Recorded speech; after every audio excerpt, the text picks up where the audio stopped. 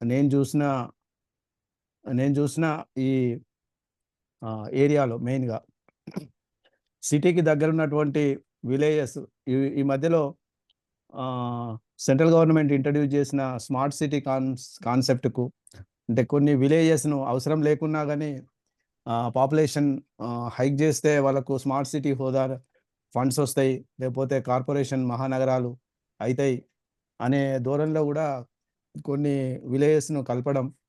ఆహ్, యూతు అక్కడ పనిజేసే వాళ్ళు ఈ అంటే మైగ్రేట్ అయ్యి సిటీలలో ఏదో చిన్న చితకా ఆహ్, పనులు జేసుకుంటూ బ్రతకడం అట్లాంటివి జరుగుతున్నది.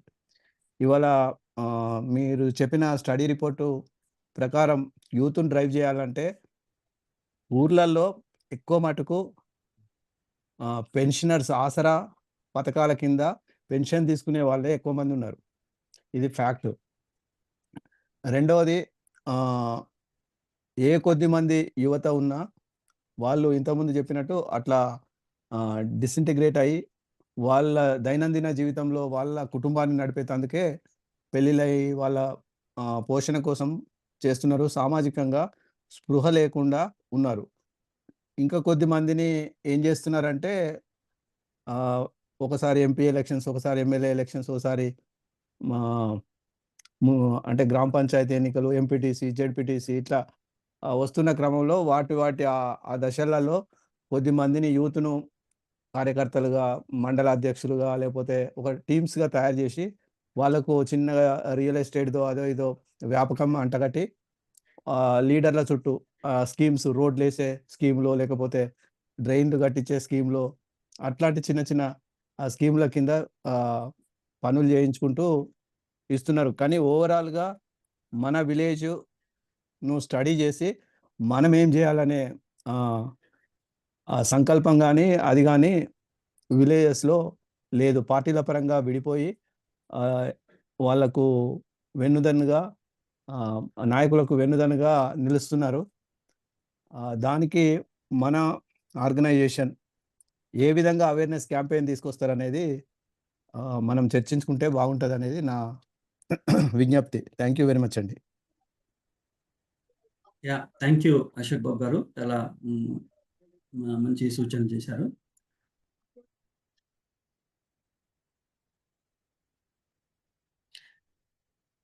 జస్వంత్ గారు మాట్లాడతారా?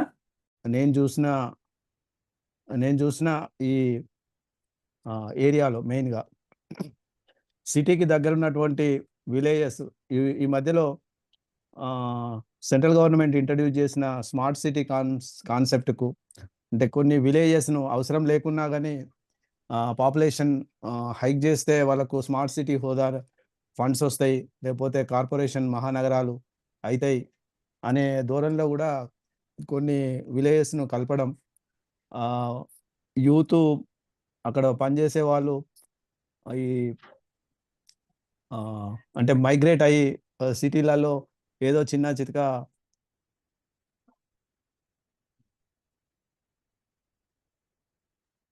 Hello sir. Thank you for the opportunity. యాక్చువల్‌గా ఈరోజు నేను ఫస్ట్ టైమ్ ఈ సిటిజన్స్ డైలాగ్ అనే ఈ ప్రోగ్రామ్‌లో జాయిన్ అవుతున్నా. ఆహ్, ఇది ఐ థింక్ అంటే దీన్ని షార్ట్‌గా చెప్పుకోవాలంటే టాపిక్ ఈరోజు మీరు ఇన్వైట్ చేసింది. యువత రాజకీయాల్లోకి రావాలనుకుంటున్నారా? ఐ థింక్ ఇది మీరు రోజు ఇదే ఎవ్రీ వీక్ ఇదే టాపిక్ పైన మీరు టచ్ చేస్తారా? లేకపోతే it's a different topic sir? Last ఒక 2, 3 ఈవెంట్స్ నుంచెల్లి గ్రామ పంచాయతీల మీద ఫోకస్ చేస్తున్నాము. గ్రామ ఓకే. పంచాయతీలు ఎలా ఉన్నాయి? గ్రామాభివృద్ధులు ఎలా ఉన్నాయి? యువత పాత్ర ఎలా ఉంది? పంచాయతీరాజ్ చట్టం యొక్క అంశాలేంటి? అనే వాటి మీద ఫోకస్ చేస్తున్నాము. ఈసారి ఏంటంటే మనము ముఖ్యంగా యువత ఇంపార్టెంట్ గదా! మనకు అవును. గ్రామాభివృద్ధిలో యువ నాయకత్వం రావడం లేదనేటువంటి ఆ రిపోర్ట్స్ ఆశ్రామ్ విలేజ్ రిపోర్ట్ ఆసరాగా తీసుకొని మేము ఇది తీసుకురావాల్సొచ్చింది. ఇప్పుడు రానున్న కొద్ది 1, 2 మంత్స్‌లో మనకు మన రాష్ట్రంలో గ్రామ పంచాయతీ ఎలక్షన్స్ కూడా వస్తున్నాయి గదా! ఈ ఆపర్చునిటీ తీసుకొని మనం యువతను మనం ఎలా ఎంకరేజ్ చేద్దాం? ఇప్పుడు పార్టిసిపెంట్స్ ఎటువంటి అభిప్రాయాలు ఇస్తారు అనే ఉద్దేశ్యంతోని మేము ఈ ఈవెంట్ కండక్ట్ చేయడం జరిగింది. యాహ్! ఇది చాలా వెరీ ఇంట్రెస్టింగ్ టాపిక్ ఇది యాక్చువల్‌గా యువత రాజకీయాల్లోకి రావాలనుకుంటున్నా. నాకు తెలిసి అసలు దీనికొక సెపరేట్‌గా ఎవ్రీ వీక్ ఒక ప్రోగ్రామ్ రన్ చేస్తే గాని యువత రాజకీయాల్లోకి అసలు వచ్చే అవకాశాలు కనిపిస్తాయా లేదా అన్నది ఇట్స్ వెరీ యా ప్లీజ్ ఎవరైనా మ్యూట్ చేసుకోండి. Let me try to mute them.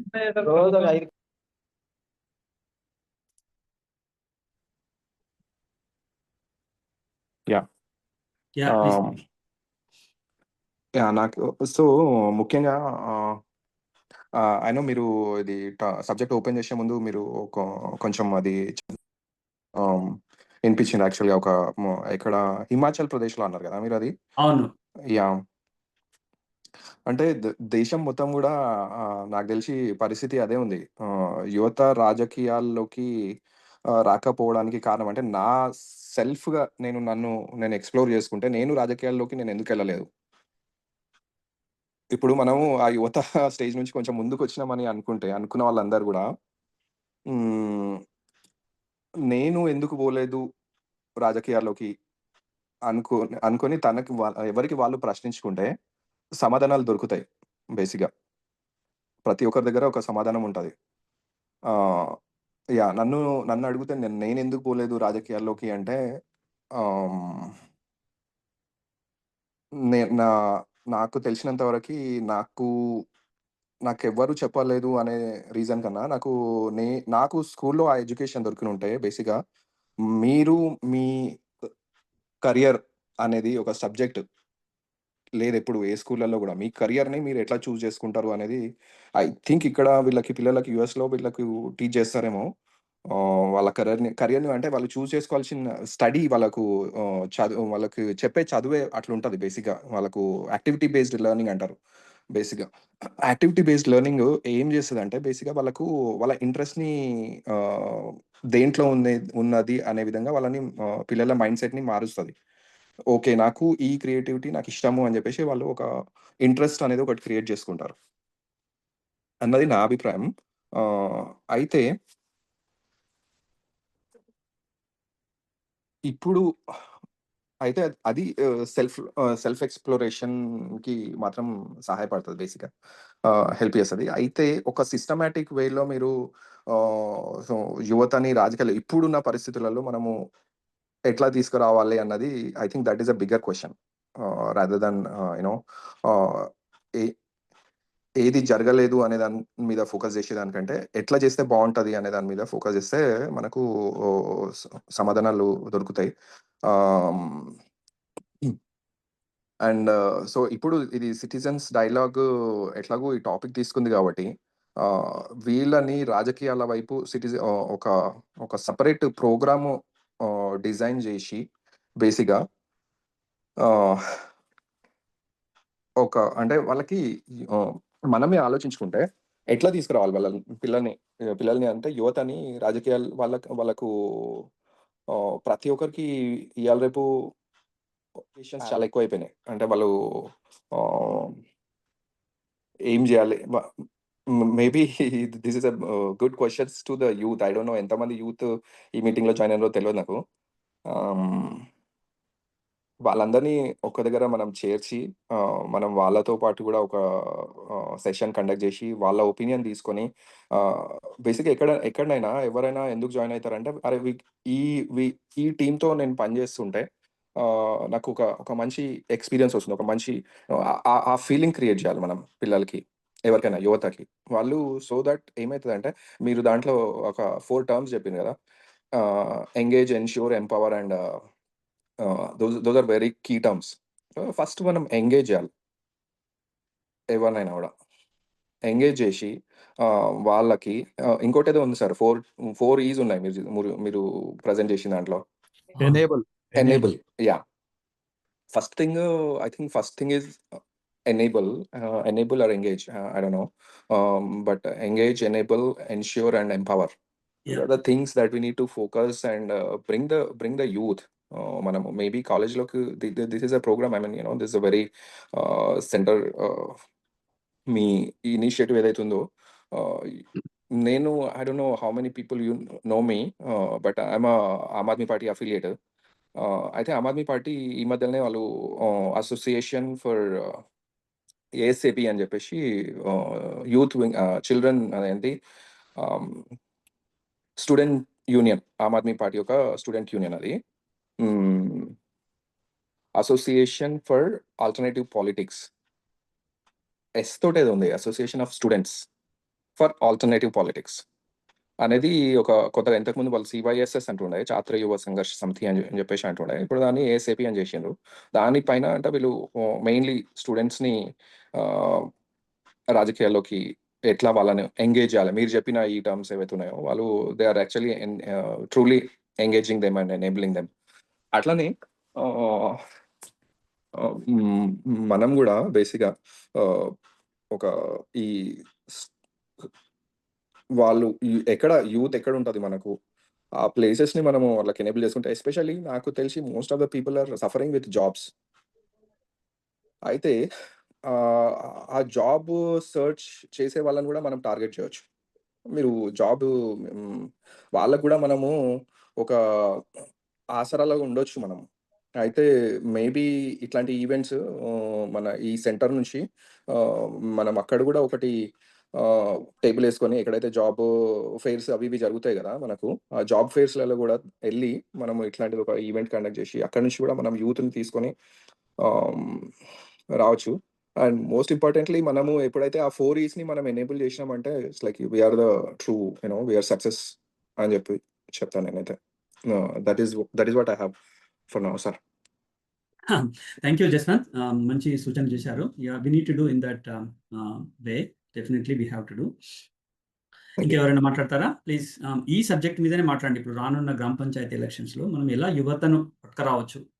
ఒక గ్రామము అభివృద్ధి కావాలంటే అక్కడ ఒక మంచి నాయకత్వ లక్షణాలు ఉన్నటువంటి, ఒక మంచి ఇంటిగ్రిటీ అండ్ క్యారెక్టర్ ఉన్నటువంటి ఒక సర్పంచ్ని మనం ఆడ ఎన్నుకోబడగలిగితే ఆ గ్రామం అభివృద్ధి అవుతుందా లేదా అనేది మీరే చెప్పండి. ఎలా అవుతుందా లేదా? దానికి మనము యువతను తీసుకొస్తే ఎలా ఉంటుంది? ప్రసాద్ గారు.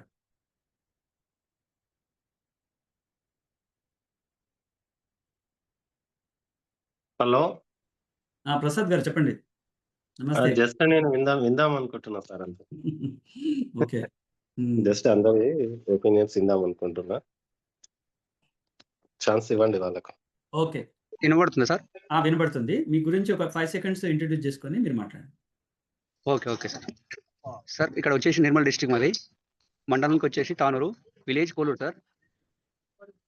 ఏజ్ వచ్చేసి 35 సార్. రాజకీయంగా ఇప్పుడు గత 10 సంవత్సరాల నుంచి వెళ్తున్నాం ముందుగా.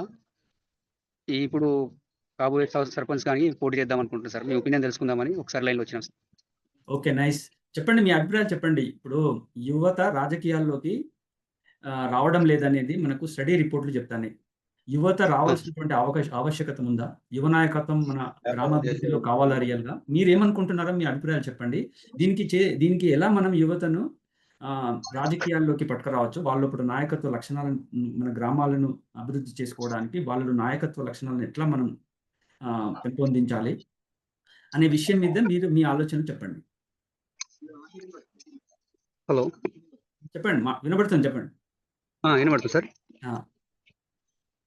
ఇప్పుడు మనం యంగ్ స్టార్లా చూస్తే సార్, ఇప్పుడు గత రోజుల నుంచి మనం పాత వాళ్ళని ఎన్నుకుంటున్నాము. డెవలప్ పరంగా కానీ, అభివృద్ధి పరంగా కానీ బాగా సంబంధించిన మన కులానికి వెనుకబడి ఉన్నాం సార్. ఇప్పుడు మనం అంటే మాది బ్యాక్వర్డ్ ఏరియా, బాగా అంటే లో పరిస్థితిలో ఉన్నాం అన్నట్టు. దీనికి ముందుకు వెళ్దాం అనుకుంటున్నాము. మీ సహాయ. ఓకే, నా పేరు రాఘవేందర్. ఇంతకుముందు కూడా మాట్లాడాను, మరి మీకు వినిపించట్లేదు? లేదు, మీరు మ్యూట్ లో ఉన్నారు. మాట్లాడండి, వినపడలేదు. ఓకే, నా పేరు రాఘవేందర్ రెడ్డి, నేను రిటైర్డ్ జర్నలిస్ట్ ని. నమస్తే అండి. యూత్ రాజకీయాల్లోకి రావాల్సిన అవసరం చాలా ఉంది. ఇది కొత్త టాపిక్ ఏమీ కాదు. కాకపోయినా చాలా మంది రావట్లేదు అని ఎందుకు అని అంటే, చాలా మంది నేను మాట్లాడినప్పుడు చాలా మంది చెప్పిన విషయం ఏంటంటే, మనీ అండ్ మజిల్ పవర్ లేకుండా ఎన్నికల్లో మనము గెలవలేము అనేది చాలా మంది చెప్పారు. అంటే ఆ మనీ పవర్ కానీ మజిల్ పవర్ కానీ రెండు రావడానికి కొత్తగా యూత్ దగ్గర ఎవరైతే డబ్బు లేదో, మజిల్ పవర్ లేదో వాళ్లకు ఆ పవర్స్ రావడానికి దశాబ్దాలైనా ఖచ్చితంగా రావు. కనుక అవి రాకుండానే మనం ఎన్నికల్లో పోటీ చేసినప్పుడు ఏ రకంగా గెలవాలి అని అంటే, ఒక అసోసియేషన్, ఒక పార్టీ అనేది ఉండాలి. పార్టీలు చాలా వచ్చినాయి. తెలంగాణలో వచ్చిన పార్టీల సంఖ్య ఎన్ని నియోజకవర్గాలు ఉన్నాయో దాదాపు అన్ని పార్టీలు కూడా ఇక్కడ ఉన్నాయి. చాలా మందికి అది తెలుసో లేదో నాకు తెలియదు, కానీ అన్ని పార్టీలు ఉన్నాయి. కొత్త పార్టీలు కూడా ఉన్నాయి. ఇప్పుడు ఇందులో పార్టిసిపెంట్ బొంగు ప్రసాద్ గారు కూడా ఒక బ్లూ ఇండియా పార్టీ అని పెట్టారు. అట్లా అనేక మంది పార్టీలు ఆమ్ ఆద్మీ పార్టీ ఇప్పుడు జస్వంత్ రెడ్డి గారు పార్టిసిపేట్ అయ్యారు. ఆయన ఆమ్ ఆద్మీ పార్టీలో ఉన్నట్టుగా నేను అంతకుముందు గతంలో ఒకసారి మాట్లాడినట్టుగా నాకు గుర్తు. అట్లా చాలా పార్టీలు ఉన్నాయి. కానీ ఎవరు కూడా ప్రొఫెషనల్‌గా యూత్‌ని తీసుకుందాము అనే ఆలోచనతోటి ఎవరు లేరు. అయితే ఆ యూత్‌ను తీసుకోవడము, వాళ్ళని మోటివేట్ చేయడము, వాళ్ళకు అవసరమైన అన్ని వాళ్ళని ఎట్లా ఇన్‌స్పైర్ చేయాలనేది ఒక కాన్సెప్ట్ అనేది ఉండాలి. అందరూ చాలా మంది లేకపోతే కొందరు మాత్రమే ఉండగలిగితే వాళ్ళు ఓడిపోవడం అనేది తథ్యం. అది గ్యారంటీడ్. కనుక ఒక పార్టీ అనేదే పొలిటికల్‌గా అవసరం. ఇప్పుడు బీసీల పేరు మీద పార్టీలున్నాయి. ఎస్సీల పేరు మీద, ఎస్టీల పేరు మీద పార్టీలున్నాయి కనుక, నేనైతే ఓసీని గనుక ఆ పార్టీలను నేను సమర్థించను. ఇన్ జనరల్‌గా ఆ పార్టీలను నేను సమర్థించను. అలాగే ఎగ్జిస్టింగ్ పార్టీస్ జాతీయ పార్టీలు గాని, లోకల్ పార్టీలు గాని, లోకల్‌గా ఎవరైతే తెలంగాణ కోసమే వచ్చిన తెలంగాణ గురించి పెట్టిన పార్టీలు అయినప్పటికీ కూడా విజయం సాధించలేకపోయారు. ఎందుకు అనేది ఒక ఆలోచన చేయాల్సిన అవసరం ఉంది. వాళ్ళు ఎందుకు ఫెయిల్ అయ్యారు? Why they failed? అంటే వాళ్ళకి ప్రొఫెషనలిజం గాని, ఒక ఇన్నోవేషన్ గాని 2 లేవు అది. అదే అని నేను అనుకుంటున్నా. ఎవరేమనుకుంటున్నారనేది పెద్దగా నేను ఎవరు దాని గురించి పెద్ద పరిశోధన చేసి చెప్పిన ఏమీ లేదు. అయితే అందుకని ఒక కొత్త పార్టీ ఏందంటే, పార్టీ లేకుండా అట్రాక్షన్ పోటీలోకి ఎవరైనా వస్తారా అంటే యూత్ ఇండిపెండెంట్‌గా వచ్చి పోటీ చేసి గెలిసి సాధించేది ఏముండదు. ఎందుకంటే ఒక ఇష్యూ వచ్చినప్పుడు ఒక పార్టీ అయితేనే వాళ్ళ తరఫున పోరాడడానికి ఒక అవకాశం అనేది ఉంటుంది. లేకపోతే లేదు. ఒకొక ఇష్యూ మీద కోర్ట్‌కి వెళ్ళాల్సొస్తుంది. ఇండివిడ్యుయల్‌గా వెళ్ళినప్పుడు అది చాలా కష్టంతో కూడుకున్న పని. అట్లా సాధ్యం కాదది. ఒక పార్టీగా వెళ్ళడానికి అవకాశం వస్తుంది. ముఖ్యంగా గ్రామాలకు సంబంధించినంత వరకు మనకి ఏం అవసరము అనంటే నిధులు అవసరం. ఆ నిధులు రానప్పుడు ఏం చేయాలి అనేది పెద్ద సమస్య. ఆ నిధులు రాకపోతే. గ్రామాల్లో జనరేట్ అయ్యే నిధుల సంఖ్య చాలా తక్కువగా ఉంటుంది. అది పెద్దగా గ్రామాభివృద్ధికి సరిపోదు. కేంద్రం నుంచే వచ్చే నిధులు గావాలి. రాష్ట్ర ప్రభుత్వం నుంచి వచ్చే నిధులు గాని అవి లేకుండా డెవలప్‌మెంట్స్ గ్రామాలను చేయడము, గ్రామాలను పునరుజ్జీవింపజేయడం అనేది అసాధ్యం అది. అది చాలా మందికి అర్థం కావట్లేదు. ఆ యూత్ ఎవరైతే అంటే ఇప్పుడు కాంటెస్ట్ చేయడానికి నేను కొందరు మాట్లాడినప్పుడు ఏందంటే, ఇప్పుడు కొత్తగా ఒక కాన్సెప్ట్ కొత్తగా అంటే పాతదే అయినప్పటికీ కొంతమంది ప్రతిపాదిస్తున్నారు. యూత్ రావాలి, సర్పంచ్ ఎన్నికల్లో పోటీ చేయాలి, ఎంపీటీసీ, జెడ్పీటీసీలకు పోటీ చేయాలని అంటున్నారు గానీ, వీళ్ళందరిని ఐక్యం చేసేదెవరు? ఒక ఆర్గనైజేషన్ అంటూ ఏమీ లేదు. ఒక ఆర్గనైజేషన్ వల్ల ఉపయోగము లేదు. అంటే ఆర్గనైజేషన్ అనేది ఒక ఆల్టర్‌నేటివ్ మాత్రమే. కానీ ఒక పొలిటికల్ పార్టీది ఓన్లీ సొల్యూషన్. ఒక పొలిటికల్ పార్టీ కింద మాత్రమే వీళ్ళని ఏకం చేయడానికి అవకాశం ఉంటది. అలాంటి పొలిటికల్ పార్టీ తెలంగాణలో ఇప్పటి వరకు లేదు. ఎవరు గూడా ముందుకు వస్తారు అనుకున్న వాళ్ళు రాలేదు. కనుక రవీందర్ గారు, ఆ! Sorry to interrupt you here. ఇప్పుడు చెప్పండి. గ్రామ పంచాయతీ ఎలక్షన్స్ అంటే నాన్ పొలిటికల్ గదా! మీరు పొలిటికల్ పార్టీ అని నాన్ ఎందుకు పొలిటికల్ కానీ నాన్ పొలిటికల్ యెస్ నాకది తెలుసు. నాన్ పొలిటికలే కానీ అందరూ పార్టీల కిందనే ఇంతకుముందు ఒకతను మాట్లాడాడు గదా! నేను బీజేపీకి అనుకూలంగా పనిచేస్తున్నా, బీజేపీ పార్టీతో ఉన్నాను అని ఇప్పుడు చెప్పాడు. అట్లా ఎవరు మన చట్టం ఏం చెప్తున్నది? పంచాయతీరాజ్ చట్టం పార్టీల యొక్క మీద స్ఫూర్తి కంటెస్ట్ ఏంటి? కాదండి. పార్టీల మీద మనం కంటెస్ట్ చేయట్లేదు. కానీ పార్టీకి అనుబంధంగానే ఉంటారు వాళ్ళు. కానీ మన రాజ్యాంగం అట్లా చెప్పడం లేదు గదా! మన రాజ్యాంగము మనం పార్టీ లెస్‌గా నాన్ మనం పొలిటికల్ గానే గ్రామ ఏమంటున్నామంటే స్థాయిలో ఉండాలనేదే అది బాగా ఆలోచించి కానీ అది రాజ్యాంగంలో ఆర్డినరీ మనం అట్లా సాధ్యం కాదు. రాసుకున్నాం గదా! ఆ!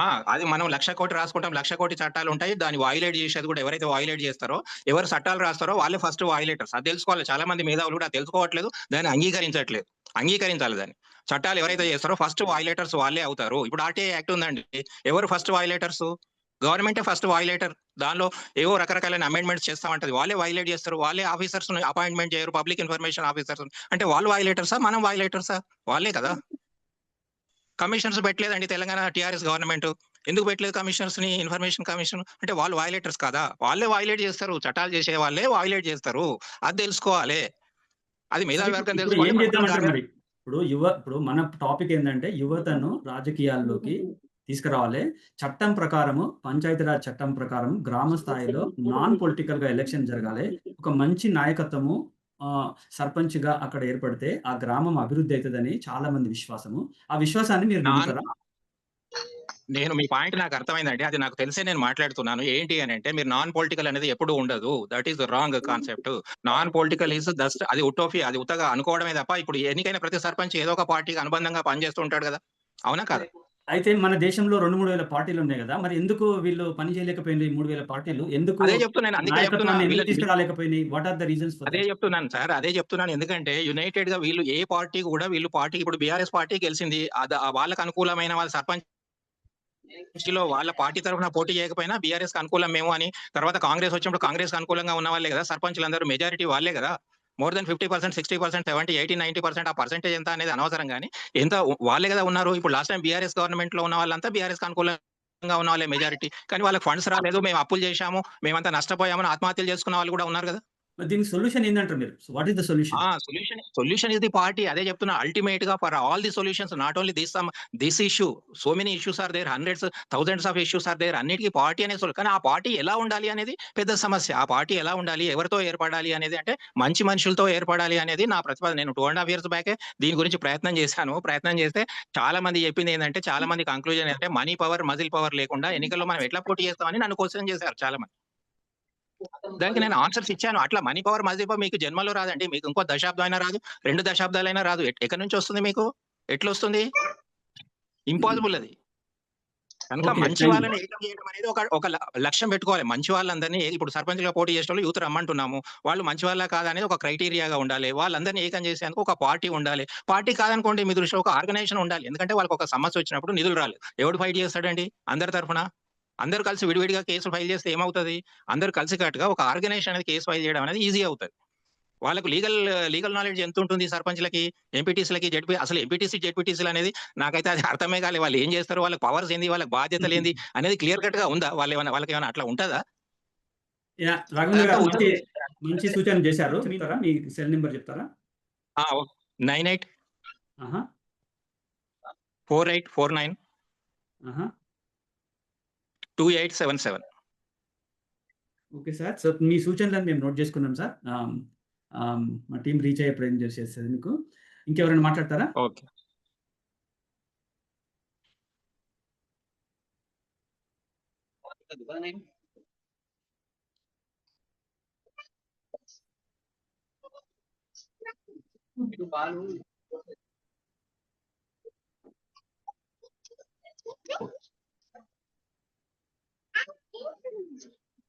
ఇంకెవరైనా మాట్లాడతారా? Please open up your mic and you can speak.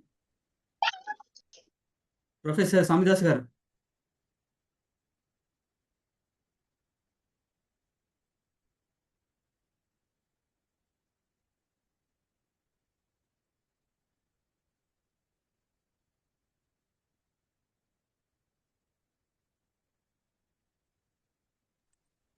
ఒకవేళ నాకు ఒక క్వెషన్ ఉంది సార్. ఇందాక జర్నలిస్ట్ గారు మాట్లాడింది కదా, రాజేందర్ రెడ్డి గారు. చెప్పండి. పర్లేదు. యాహ్! అయితే అంటే సార్ చెప్పింది పాయింట్స్ అన్ని వాలిడ్. ఇప్పుడు గ్రామ పంచాయతీలలో సర్పంచ్‌లు ఎవరైతే ఉన్నారో, సర్పంచులకు ఎలక్షన్‌లకు పోవాలనుకునేటోళ్ళు గూడా కంప్లీట్‌గా ఒక పార్టీతో అఫిలియేట్ అయ్యి ఉంటారు వాళ్ళు. ప్రతి ఒక్కరు ఇయాల రేపు ఏమైపోయిందంటే ఊర్లల్ల గూడా మీరు తీసుకోండి, ఎవ్వరినన్నా తీసుకోండి, ప్రతి ఒక్కరు రాజకీయ నాయకులే. ఊర్లలో వాళ్ళు పొలం చేసుకుంటారు. ఇప్పుడు మాది చిన్న ఊరు. మాది ఒక 1000 మంది ఉంటారు. 1000 ఓట్లుంటాయి అంతే. కానీ దాంట్లో నలుగురు, ఐదుగురు 4, 5 పార్టీలకు సంబంధించిన వ్యక్తులుంటారు. నాకు ఒక గ్రూప్ ఉంది. వాట్సాప్ గ్రూప్ ఉంది మా ఊరిది. అట్లా 400 మందున్నా గూడా అందరూ గూడా సిపిఐ, సిపిఎం, లేదంటే కాంగ్రెస్, లేదంటే బీజేపీ, తర్వాత మన మన జ ప్రొఫెసర్ కోదండరామ్ సార్ పార్టీ గూడా ఉంది. మన ఇదేంది, అయితే ఆ సార్ ఆయన ఫ్యాన్లు గూడా ఉన్నారు ఊర్ల. సో, అట్లాంటప్పుడు ప్రతి ఒక్కరు ఏదో ఒక పార్టీకైతే అఫిలియేట్ అయ్యున్నారు. డెఫినెట్. అదైతే 100% కరెక్ట్ అది. మరి అండ్ సర్పంచ్ ఎలక్షన్‌లేమో ఏ పార్టీతో సంబంధం లేకుండా ఎలక్షన్స్‌లకు పోవాలని జెప్పేసి అది కాన్సెప్ట్. అట్లాంటి సమయంలో మనము ఐ నో ఇది టాపిక్, ఇది యాక్చువల్‌గా డీవియేట్ అయితుంది. మీరు టాపిక్ ఏమో యూత్‌ని రాజకీయాల్లోకి ఎట్లా తీసుకురావాలన్నది టాపిక్. అయితే సర్పంచ్‌కి చాలా మంది యూత్ కంటెస్ట్ జేయాలనుకుంటున్నారు ఊర్లల్ల. సో, ఇది అంటే కొంచెం రిలేటెడ్ అండ్ అన్‌రిలేటెడ్ టాపికే. సో, దానికి అంటే నాకు యాక్చువల్‌గా రాజేందర్ రెడ్డి గారి దగ్గర నుంచి నాకు యాక్చువల్‌గా ఇట్లాంటి సమస్యనికి మీరు సొల్యూషన్ ఏమి ఇస్తారని జెప్పేసి wanted to hear from him. ఒక ఆర్గనైజేషన్ కావాలంటున్నాడు కదా! ఒక ఆర్గనైజేషన్ కావాలి. పొలిటికల్ పార్టీ ఇప్పటివరకు ఉన్నటువంటి పొలిటికల్ పార్టీస్ యూత్‌ను ఎంకరేజ్ చేస్తూ యువ నాయకత్వాన్ని పెంచేటువంటి పార్టీలు ఏవీ లేవు.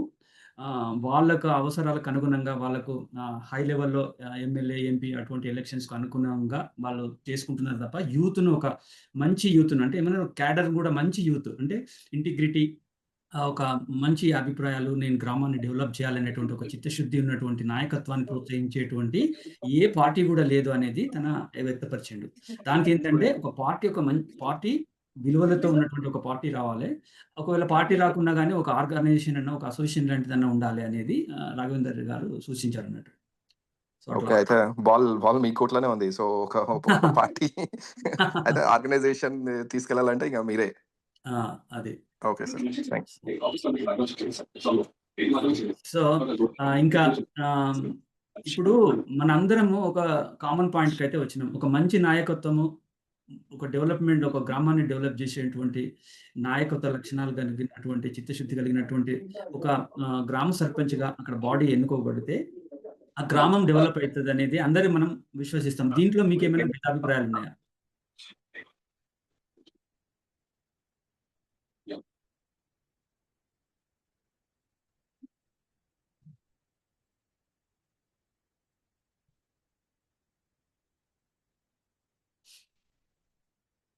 ఇంకెవరైనా మాట్లాడతారా?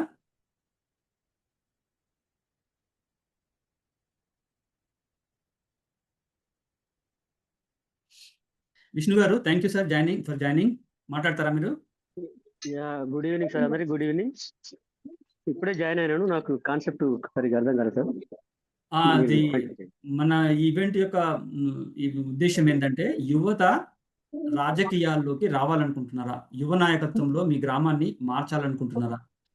అంటే ఇప్పుడు కొన్ని రిపోర్ట్స్ ఏం చెప్తున్నాయంటే, యూత్ ప్రాపర్‌గా ఎంగేజ్ కావడం లేదు గ్రామాభివృద్ధిలో. గ్రామ పంచాయతీ ఎలక్షన్స్‌లో గానీ, పార్టిసిపేటరీ డెమోక్రసీలో వాళ్ళ యొక్క ప్రెజెన్స్ చాలా పూర్‌గా ఉందనేది చాలా రిపోర్ట్ చెప్తున్నాయి. యువత నిర్వీర్యం అయిపోతుంది. యువ నాయకత్వాన్ని ఎట్లా మనం గ్రామాభివృద్ధిలో తీసుకురావాలనే ఒక ప్రశ్న అన్నట్టు. దీనికి మీ అభిప్రాయాలు ఉంటే చెప్పండి. Okay sir, surely. Thank you very much. యువత రాజకీయాలకు రావడం చాలా సంతోషం.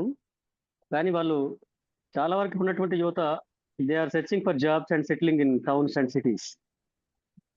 మరి టౌన్లలో, సిటీలలో సెటిల్ అయినటువంటి యువత గ్రామ స్థాయికి వెళ్ళి అక్కడ ఉన్నటువంటి ప్రజల్ని కోఆర్డినేట్ చేసుకుంటూ చేయడం అనేటువంటి కొంచెం ఇబ్బందికరమైన వాతావరణం సార్. ప్రస్తుతానికి ఉన్నటువంటి చాలా ఫ్యాక్టర్స్ వాళ్ళని ఇంపాక్ట్ చేస్తున్నాయి.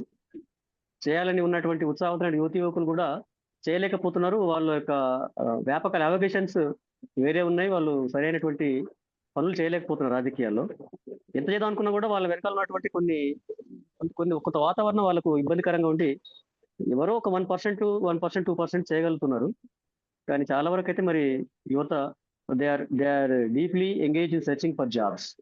ఎంప్లాయ్మెంట్ కోసం చూస్తున్నారు వాళ్ళు. కానీ ఈ రాజకీయాల్లో ఉన్నటువంటి రాజకీయ వాతావరణంలో మనం చూస్తున్నాం, ఎలక్షన్లో ఎలా ఖర్చు పెడుతున్నారు, ఎంత ఖర్చు వస్తుంది, ఎటువంటి వాతావరణం ఇప్పుడు ఉన్నటువంటి తెలంగాణ రాష్ట్రంలో ఉన్నటువంటి విలేజ్ లో కానీ టౌన్ లో కానీ మనకు అర్థమవుతుంది. మరి ఆ యూత్ ఇంత ఖర్చు పెట్టి రాజకీయాల్లోకి వచ్చి సమాజ సేవ చేస్తారని మనం ఎక్స్పెక్ట్ చేద్దామా? చేయగలుగుతామా? ఒకసారి ఈ విషయం కూడా ఆలోచిస్తే బాగుంటుంది. రాజకీయాలు చాలా కాస్ట్లీ అయిపోయినాయి. ఎవరి నోట విన్నా కూడా కోట్ల కొద్దీ డబ్బులు ఖర్చు పెట్టి ఎలక్షన్ లో గెలవాలనేటువంటి తాపత్రయంతో ఉన్నటువంటి ప్రజల్లో మరి ఒక ఐడియాలజీ ఉన్నటువంటి యూత్ వాళ్ళు ఏమీ ఖర్చు పెట్టుకోకుండా వచ్చి గెలిచేటువంటి పరిస్థితి ఉందా? వాళ్ళ రాజకీయాల్లో నిగ్గుకు రాగలిగిన పరిస్థితి ఉందా? ఒకసారి మనం ఈ విషయాల గురించి కూడా డిస్కస్ చేస్తే బాగుంటుంది సార్. రావడం మంచిదే, కానీ వాళ్ళు ఉన్నటువంటి వాతావరణంలో ఈ డబ్బు రాజకీయాలు తట్టుకోగలుగుతారా అనేటువంటి కూడా ఒకసారి ఆలోచిస్తే బాగుంటుంది. So this is my personal opinion sir. Please think over this issue deeply. Thank you very much. Thank you Vishnu గారు ఫర్ యువర్ సజెషన్స్. ఇంకెవరైనా మాట్లాడతారా please? Good evening sir. Renuka. చెప్పండి. లేట్గా వచ్చా. ఏం లేదు సార్, ఇప్పుడు ఇంతసేపు మొత్తం విన్నాను నేను.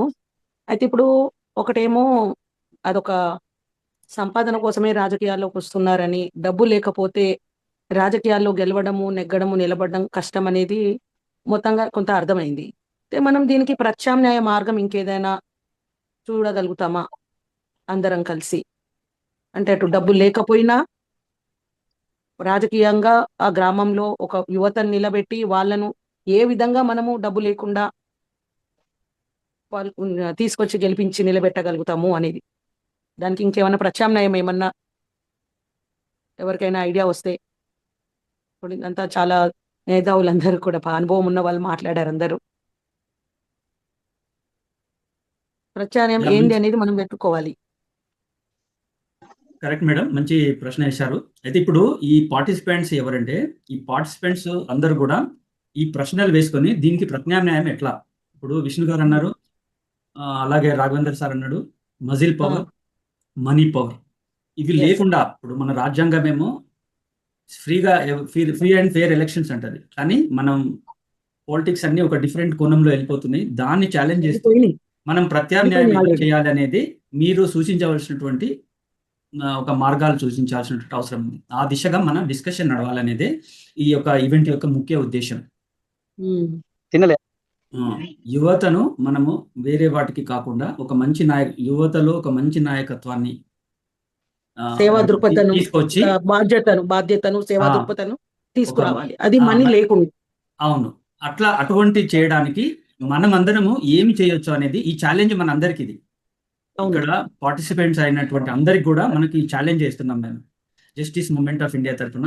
మనం ఏం చేయొచ్చు, ఇప్పుడు అందరికీ తెలిసిన విషయమే, మజిల్ పవర్, మనీ పవర్ ఎన్నో రకాలుగా ఉంటేనే కానీ ప్లస్ గ్రామ స్థాయిలో నాన్ పొలిటికల్ అయినప్పటికీ కూడా పొలిటికల్ పార్టీస్ యొక్క ఇన్ఫ్లుయెన్స్ వాళ్ళకు పపెట్లుగా ఉండేటోళ్ళని గ్రామ సర్పంచులుగా గెలిపించడము, ఇది ఒక విధంగా గ్రామ స్వరాజ్యం అనేటువంటిది ఈ పంచాయతీరాజ్ చట్టం యొక్క స్ఫూర్తికి విరుద్ధంగా, అంటే ఒక విధంగా రాజ్యాంగం విరుద్ధంగానే ఈ యొక్క ఎలక్షన్స్ కానీ ఈ గ్రామ స్థాయిలో జరిగేటువంటి నాయకత్వ విషయంలో కానీ జరుగుతుందనేది ఆవేదనతోనే ఈ యొక్క టాపిక్ మేము పట్టుకురావడం జరిగింది. దీనికి దయచేసి మీరు ప్రత్యామ్నాయ మార్గాలేంది, ఇప్పుడున్న ఛాలెంజెస్ను అధిగమిస్తూ మనం ఇంకో ఎట్లా ఛాలెంజ్ తీసుకొని యువ నాయకత్వాన్ని కనీసం 119 ఛాలెంజ్ 119 అంటే కనీసం 119 గ్రామాల్లో మన రాష్ట్రంలో అబౌట్ 12,000+ గ్రామ పంచాయతీలు ఉన్నట్టున్నాయి. దాంట్లో 119 అనేటువంటిది ఒక ఫిగర్ తీసుకున్నాము. దానికి కూడా ఒక కారణం ఉన్నది. ఈ 119లో ఇప్పుడు జరుగుతున్నటువంటి పరిస్థితులకు భిన్నంగా మనం ఎలా యువ నాయకత్వాన్ని ఎంకరేజ్ చేసి ఎంపవర్ చేసి మనం ఆ గ్రామాల అభివృద్ధిలో మనం ఏ విధమైన పాత్ర పోషించగలం అనేది ప్రశ్న మీ అందరి ముందట ఇప్పుడు ఉంది. దానికి కావాల్సినటువంటి సూచనలు మీరు చేయండి.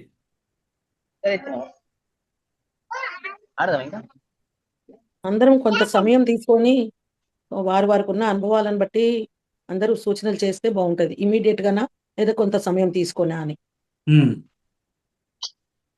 ఇప్పుడు మజిల్ పవర్ కావాలి, మనీ పవర్ కావాలి, నాన్ పొలిటికల్ అయినా పొలిటికల్ ఇన్ఫ్లుయెన్స్ ఉన్నది, ఒక పార్టీలు కరెక్ట్గా లేవు, నాయకత్వాన్ని పెంపొందించేటువంటి పరిస్థితులు లేవు అనేటువంటి ఇవన్నీ మనం కామెంట్స్ వింటూనే ఉన్నాం. మరి what is the solution for that?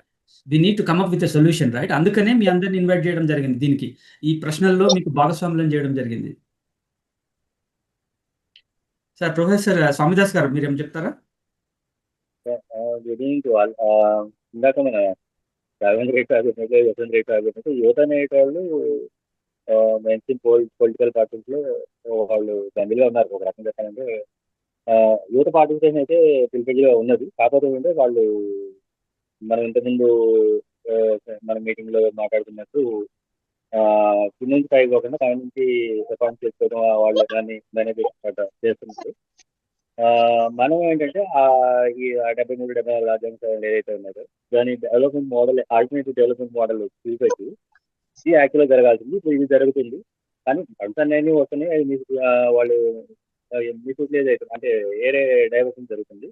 అక్కడ ఈ మెయిన్ స్ట్రీమ్ పాలిటిక్స్ వాళ్ళు ఎట్లా ఫెయిల్ అవుతున్నారు, దిస్ ఇస్ బికాస్ ఆఫ్ వాడుతున్నారు. కాబట్టి అలా ఇప్పుడు ఇది ఒక విలేజ్ అనేది, ఒక పంచాయతీ అనేది ఒక మినీ గవర్నమెంట్ లాగా ఉండాలి, అంత పవర్స్ ఉంటాయి.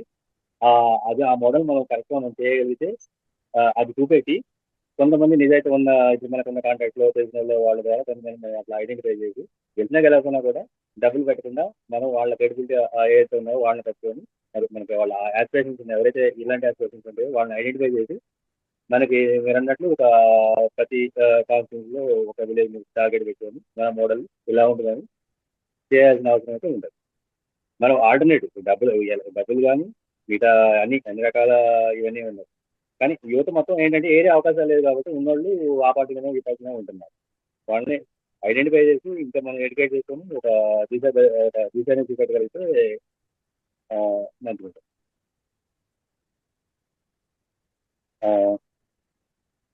అది మనం ఆల్టర్నేటివ్ మోడల్ చూపెట్టాలి. మనం కాన్స్టిట్యూషన్ ఉన్న పొజిషన్ ప్రకారం మనం ఇవన్నీ ఫెయిల్యూర్ అనేది చూపెట్టగలగాలి. చూపెట్టగలిగితే జనాలు అందరూ డబ్బులు ఇస్తున్నంత మాత్రాన ఓటేస్తారని ఏం లేదు. మంచి వాళ్ళు ఉంటే ఓటేస్తారు, గెలవడానికి కూడా అవకాశాలు ఉంటాయి.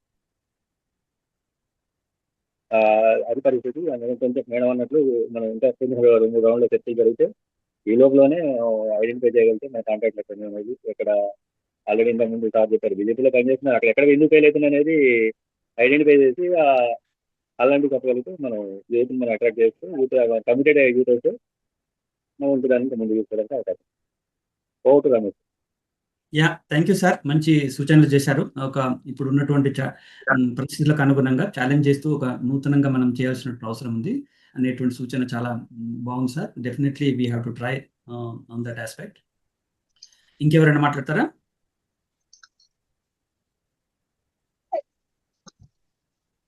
వెంకటేశ్వర సార్ పరశురామ్ గారు మీరు మాట్లాడతారా? సార్ను లాస్ట్ మాట్లాడిద్దాం. పరశురామ్ గారు. సార్ లేదు సార్. రమేష్ సార్, ఒక్క సబ్మిషన్ సార్. చెప్పండి.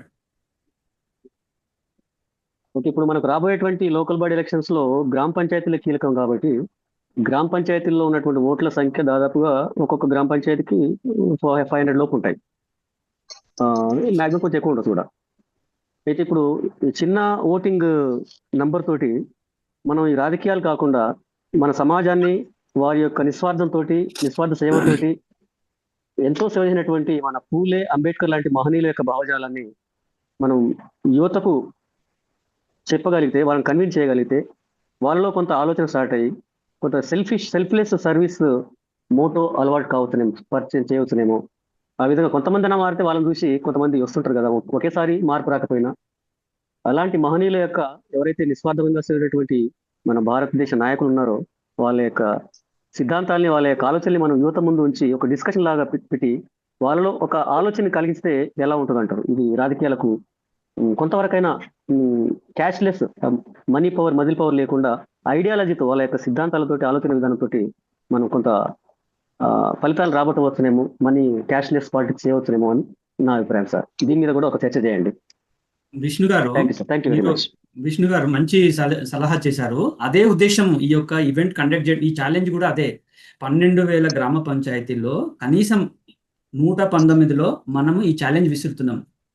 మజిల్ పవర్ లేకుండా, మనీ పవర్ లేకుండా, రాజ్యాంగ స్ఫూర్తితో, రాజ్యాంగబద్ధంగా ఒక మంచి నాయకత్వాన్ని, మంచి ట్రూ లీడర్షిప్ అంటే మీరు అన్నట్టుగా selfless with integrity, who thinks about the overall round development of the village.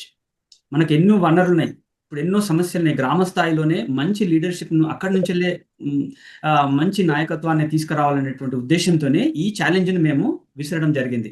ఇప్పుడు ఉన్నటువంటి పార్టిసిపెంట్స్ అందరికీ ఈ ఛాలెంజ్ ఏంటంటే, మనందరం కలిసి కనీసం 119 గ్రామాలలో ఒక మంచి యువ నాయకత్వాన్ని మనము తీసుకురాలేమా?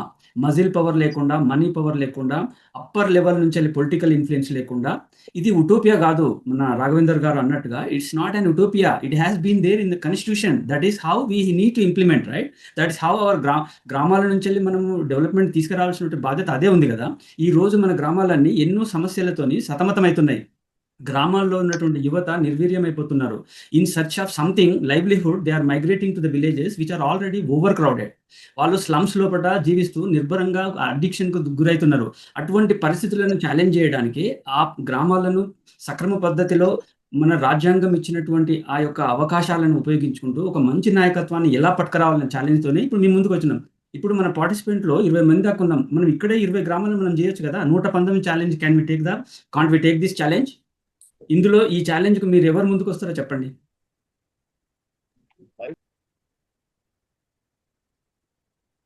Sir, why only 119 villages and let us start with a small 119.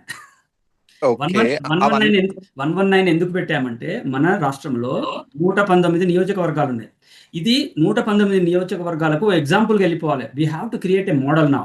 ఈ 119 విలేజ్లో 119 నియోజకవర్గాలకు ఒక మోడల్గా తయారు చేయాలి మనం. అక్కడ ఉన్నటువంటి నాయకత్వం వల్ల, ఇప్పుడు జరిగినటువంటి నాయకత్వం వల్ల, మనం పెట్టబోయేటువంటి నాయకత్వం వల్ల ఆ గ్రామాలు ఎగ్జాంపుల్ కావాలి. మనం ఏదో 1-2 గ్రామాలను ఇదేదో ఏమంటారు, ఏమంటారు వాటిని, ఆదర్శ గ్రామాలు అంటున్నాం. 119 ఆదర్శ గ్రామాలుగా మనం తీర్చిదిద్ది ఇది తెలంగాణకు ఒక ఎగ్జాంపుల్గా మనం నిలబెట్టాలనేది ఈ ఛాలెంజ్. ఈ ఛాలెంజ్లో మీరు ఎవరు భాగస్వాములు అవుతారో చెప్పండి. ఇప్పుడు మనం అన్ని ప్రాబ్లమ్సే మాట్లాడుకుంటాం. మజిల్ పవర్, ఆ పవర్ ఇది లేక ఇట్లా అవుతున్నది, అట్లా అవుతున్నది అని మనం అంటున్నాం తప్ప, మనం దానికి ఛాలెంజ్ చేస్తూ మనం ఏ స్టెప్స్ తీసుకుంటాం అనేది ఇంపార్టెంట్ కదా. ఇప్పుడు రాజ్యాంగ మణిమరన్ గారు ప్లీజ్ చెప్పండి, మాట్లాడండి. Sir thank you sir. Yeah please. Okay sir. Sir I'm C Manimaran, member of the JMI. Sir ఈ రోజు మెయిన్ గా టాపిక్ ఏంటంటే, సో మనం యూత్ ని ఎలా లీడర్షిప్ లోకి అంటే ఎలక్షన్ లోకి మనము సెల్ఫ్ ఇంట్రెస్ట్ గా రప్పించడానికి మనం చేయాల్సినవి ఏంటి అనే దాని మీద ఈ రోజు మన యొక్క సిసింజర్లో పెట్టుకోవడం జరిగింది సార్. సో నా యొక్క పాయింట్స్ ఏంటంటే, ఫస్ట్ థింగ్ అనేది, so we have to create awareness campaign. అంటే ఏదన్నా మనము ఏం చేంజ్ తీసుకురాగలం అనేది ఒకే ఒక వర్డ్ మీద, ఎడ్యుకేట్ అంటే అంతే. ఆ ఎడ్యుకేట్ అనేది వీ హ్యావ్ టు క్రియేట్. ఇప్పుడు మనం 119 గ్రామ పంచాయతీస్ అనుకుంటున్నాము all over Telangana state. So let's select a గ్రామ పంచాయతీ ఫర్ కాన్స్టిట్యుయెన్సీ. ఆ గ్రామ పంచాయతీలో సో మనము సర్టెన్ క్యాంపెయిన్స్ రన్ చేద్దాం. సో ఇది యాజ్ పర్ యాక్ట్ ప్రకారము ఇట్లా వస్తుంది. సో ఫినాన్స్ కమిషన్ ప్రకారము ఇంత డబ్బులు మన గ్రామ పంచాయతీకి లాస్ట్ ఫినాన్షియల్ ఇంత వచ్చింది. సో దీన్ని ఈ విధంగా వీళ్ళు ఖర్చు పెడుతున్నారు. సో మన గ్రామ పంచాయతీని డెవలప్ మనం చేద్దాము. సో ఇంత డబ్బులు వస్తున్నాయి, కానీ సర్టెన్ వాళ్ళ పర్సనల్ గా వాళ్ళ ఎలక్షన్ కి డబ్బులు ఖర్చు పెట్టి వస్తున్నారు కాబట్టి ఆ డబ్బులు గ్రామ పంచాయతీకి వచ్చిన డబ్బుల్ని వాళ్ళు పర్ఫెక్ట్ గా వాడకుండా వాళ్ళు ఓన్ గా దాంట్లో ఫ్రాడ్ చేసి డబ్బులు తీసుకుంటున్నారు.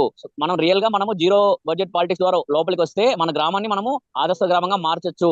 Example Gangadevipalli of Telangana, Odanthurai in Tamil Nadu. So certain గ్రామ పంచాయతీరాజ్ నేషనల్ లెవెల్లో అవార్డ్స్ తీసుకో ఉన్నాయి. సో మన చుట్టే ఉన్నాయి అవన్నీ. సో కాబట్టి సో ఈ ప్రాక్టికల్ కండిషన్స్ మీద సో మీరు వస్తే మన గ్రామ పంచాయతీ మనం చేంజ్ చేసుకోవచ్చు అనే వర్డ్ ని మనం ఇంజెక్ట్ చేయగలిగితే there will be a change sir. So ఇది సార్ నా యొక్క small suggestion. Thank you. Yeah, thank you, Manimaran Garu. Excellent suggestion. Definitely, we need to work on those lines. Inka.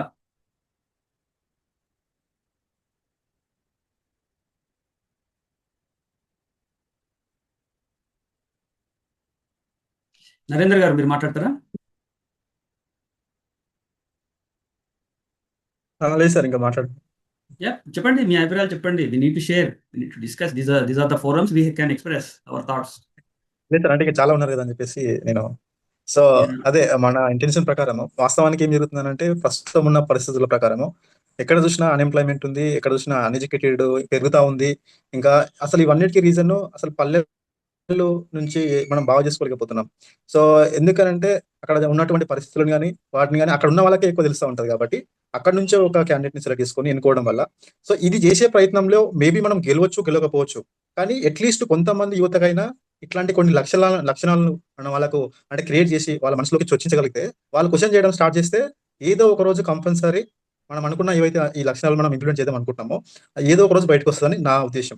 So అంటే ఈ 119 మనం గెలుస్తామని టార్గెట్ పెట్టుకుని మనం ప్రయత్నం చేస్తూ ఉంటే, అందులో అట్లీస్ట్ ప్రతి విలేజ్ లో నుంచి ఒక్క వ్యక్తి అయినా మారితే కంపల్సరీ ఆ విలేజ్ కి కొంచెం మంచి అంటే బాగుపడే లక్షణాలు ఉంటాయని నా ఉద్దేశం. అంతే సార్.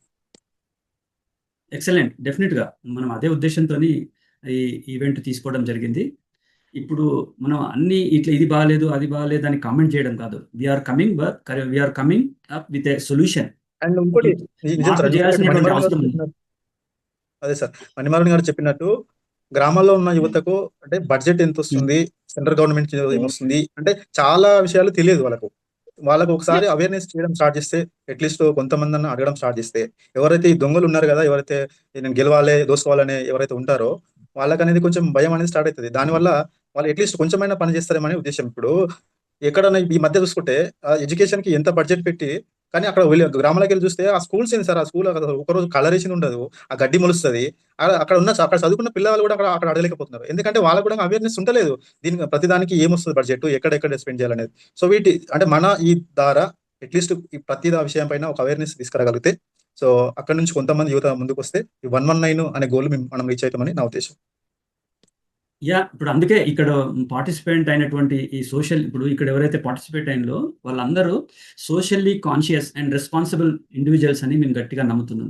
ఈ ఛాలెంజ్లో ఈ ఛాలెంజ్ని మనందరం తీసుకొని కనీసం ఒక 119 విలేజ్లలో మనము ఒక మంచి నాయకత్వాన్ని, ట్రూ లీడర్షిప్ అంటే నేను ట్రూ లీడర్షిప్ అంటున్నా, కానీ దానికి ఒక డెఫినేషన్ ఉంది. అర్థమైందా? They commit to a vision, they have a set of values and principles, they stand up, and whatever they do according to the vision and the principles. అటువంటి నాయకత్వం నేనేదో అల్లటపోవాలని కాదు. ట్రూ లీడర్షిప్ అంటే they have the integrity, character, they think about the development, overall development of the village. అది example మనం ఇవ్వడం, ఏదో వట్టిగట్లో పనికిరాలను తీసుకొచ్చి యువతను పెట్టడం కాదు. A true leadership we need to develop, we need to engage them, we will empower them. ఆ గ్రామం డెవలప్ అయ్యేదాకా మనము వెన్నంటి ఉంటాం. ఈ రోజు 119 అయితే నెక్స్ట్ ఎలక్షన్స్ లో అది 12,000 కూడా పోతుంది. These 119 should set an example to the entire Telangana, not only Telangana but to the entire nation. So that is the challenge we are posing to the participants. So who are ready to join with us?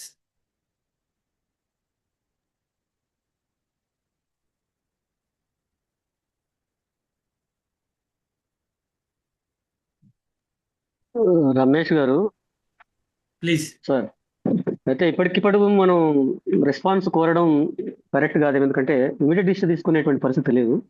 So give some time to the participants, let them come up with their own choices. So immediate గా అంటే మనకు decision తీసుకోలేకపోవచ్చు. So most of the participants are in hesitation whether to say yes or no. Give some time. Maybe this is the first meeting regarding this political strategy. So by the next meeting, they may come up with their own ideas. This I feel so, sir. Yeah, definitely. Yeah. యాక్చువల్గా రమేష్ గారు, అంటే నాకు చెప్పాలని ఉంది. I want join you. Today is first meeting. యాక్చువల్గా last 2-3 weeks నుంచి try చేస్తున్నా join అవుదామని, బట్ ఇట్స్ వెరీ ఇంట్రెస్టింగ్. యాక్చువల్గా చాలా మిస్ అయినా అనిపిస్తుంది నాకు. అదే అడిగినాను కదా ఇందాక 119 విలేజెస్ ఎందుకు అని. యాక్చువల్గా 119 అట్లా ఎట్లా చూస్ చేసుకుంటారు? బేసిక్గా ఇప్పుడు నేను I want join you sir, and I can only do it in my village. Okay, so ప్రతి ఒక్కరు అంటే ఎవరి విలేజ్లలో వాళ్ళు ఒక రెస్పాన్సిబిలిటీ తీసుకోవడం అనేది అట్లా, I mean what is the criteria? మీరు 119 ఎట్లా సెలెక్ట్ చేస్తారు? మనం మాట్లాడుకుందాము. మనము చేర్పులు మార్పులు చేసుకొని ఈ 119 ఎట్లా మనము ఇంపాక్ట్ చేయిద్దాం. ఇప్పుడు ఇదేంటంటే ఒకసారి మనం వచ్చిన తర్వాత, ఒక టీమ్గా ఏర్పడ్డ తర్వాత, as a team collectively we need to work on this project. This is a mission for us. ఈ 119 ఇప్పుడే కాదు, నెక్స్ట్ 5 years వరకు మనం వెన్నంటి ఉంటాము. ప్రతి అడుగులో ఆ సర్పంచ్లకు, మనం గెలిపించుకున్న సర్పంచ్లకు వెన్నుదన్నుగా ఉండి వాళ్ళని ఎంపవర్ చేస్తూ, ఇన్స్పైర్ చేస్తూ, దేశంలోనే ఉత్తమ గ్రామ పంచాయతీలుగా, ఉత్తమ ఆల్రౌండ్ డెవలప్మెంట్ అయ్యే గ్రామాలుగా మనం తీర్చిదిద్దాల్సిన అవసరం ఉంది. అందుకే ఈ ఛాలెంజ్. ఇది రిపుల్ ఎఫెక్ట్ చేయాలి. తెలంగాణలో కాకుండా దేశంలోనే రిపుల్ ఎఫెక్ట్ ఇవ్వాలా. That sort of commitment we're going to take now. అదే ఇది ఒకటే కాదు, ఇంకా మనము చేస్తూనే ఉన్నాము. మనం ఒకసారి టీమ్గా జాయిన్ అయిన తర్వాత దీని సాధక బాధకాలు ఏంది, దీని అప్రోచ్ ఏంది, దీని మోడాలిటీస్ ఏంది, there is a lot of discussion going on with in our team as well. We will share all those details as well. ఇంకేదైనా మార్పులు చేర్పులు ఉంటే చేసుకొని ఈ స్ట్రాటజీ ఎట్లా వర్కౌట్ చేద్దాం. అల్టిమేట్గా the idea behind this is 119 గ్రామాలలో తెలంగాణలో రానున్న గ్రామ పంచాయతీ ఎలక్షన్స్లో ట్రూ లీడర్షిప్ అంటున్నా. There is a big definition on that. అల్లటప్ప వాళ్ళను మనం గ్రామాలలో సర్పంచ్గా నిలబెట్టడం, that should set an example to the entire Telangana అనేది మా ఉద్దేశము. ఒక మంచి నాయకత్వాన్ని తీసుకురావాలి, వాళ్ళు ఒక రోల్ మోడల్గా నిలబడాలి. వాళ్ళు ఆ గ్రామము అసలు మనము రానున్న 5 సంవత్సరాలలో దాన్ని ఎలా తీర్చిదిద్దామంటే that is the challenge we are taking in all respects, socially, economically, politically, educationally. we will keep certain targets. ఇప్పుడు మైగ్రేట్ అవుతున్నారు అందరూ ఇన్ సర్చ్ ఆఫ్ ఆపర్చునిటీస్. గ్రామాలన్నీ ఖాళీ అయిపోతున్నాయని రిపోర్ట్ చెప్తున్నాయి. డెమోక్రసీ అంటేనే డిసెంట్రలైజేషన్ ఆఫ్ డెవలప్మెంట్. అన్ని తీసుకుపోయి హైదరాబాద్ ముఖ్య పట్టణాల్లో పెడితే ఏమవుతుంది? అక్కడ స్లమ్స్ డెవలప్ అవుతున్నాయి, క్రైమ్ డెవలప్ అవుతుంది. మీకు ఒక రీసెంట్ వరల్డ్ లేబర్ ఆర్గనైజేషన్ ప్రకారము 85.3% unemployment among the educated youth. This is an alarming figure. Since independency ఎప్పుడు కూడా ఇంత అలార్మింగ్ సిచ్యువేషన్లో మన ఎడ్యుకేటెడ్ యూత్ అన్ఎంప్లాయ్మెంట్లో లేరు. గ్రామాలలో రిపోర్ట్స్ ఏం చెప్తున్నాయంటే ఓన్లీ ఎలక్షన్స్కు, పండుగలకే వస్తున్నారు తప్ప మిగతా సమయంలో గ్రామాలు ఖాళీ అయిపోతున్నాయి, యువత నిర్వీర్యం అయిపోతుంది. That is why we are taking up this challenge.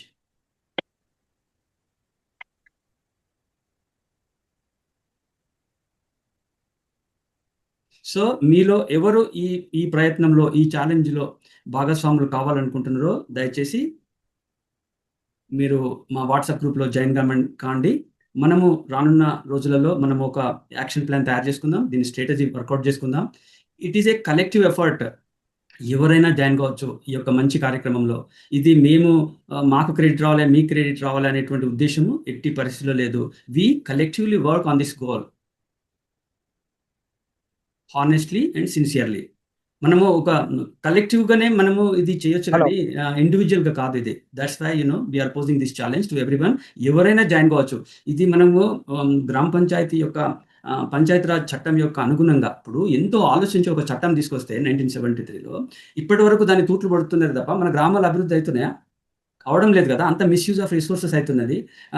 మన దేశంలో 50% యూత్ ఉంటుందని గర్వపడుతున్నాం కానీ గణాంకాలు ఏం చెప్తున్నాయి? వాళ్ళు నిర్వీర్యం అవుతుంది. We are not able to utilize their power and resources. We have మనం ప్రౌడ్గా ప్రపంచ దేశాలకు చెప్పుకుంటున్నాం మన దగ్గర ఇంత పెద్ద యూత్ పవర్ ఉందని. బట్ వాట్ వీఆర్ డూయింగ్ కదా. ఇప్పుడు రిపోర్ట్స్లో కూడా ఇంకోటి పొలిటికల్ విల్ లేదంటున్నారు. పొలిటికల్ కరప్షన్, పొలిటికల్ విల్ లేక యూత్ను నిర్వీర్యం చేస్తున్నారు.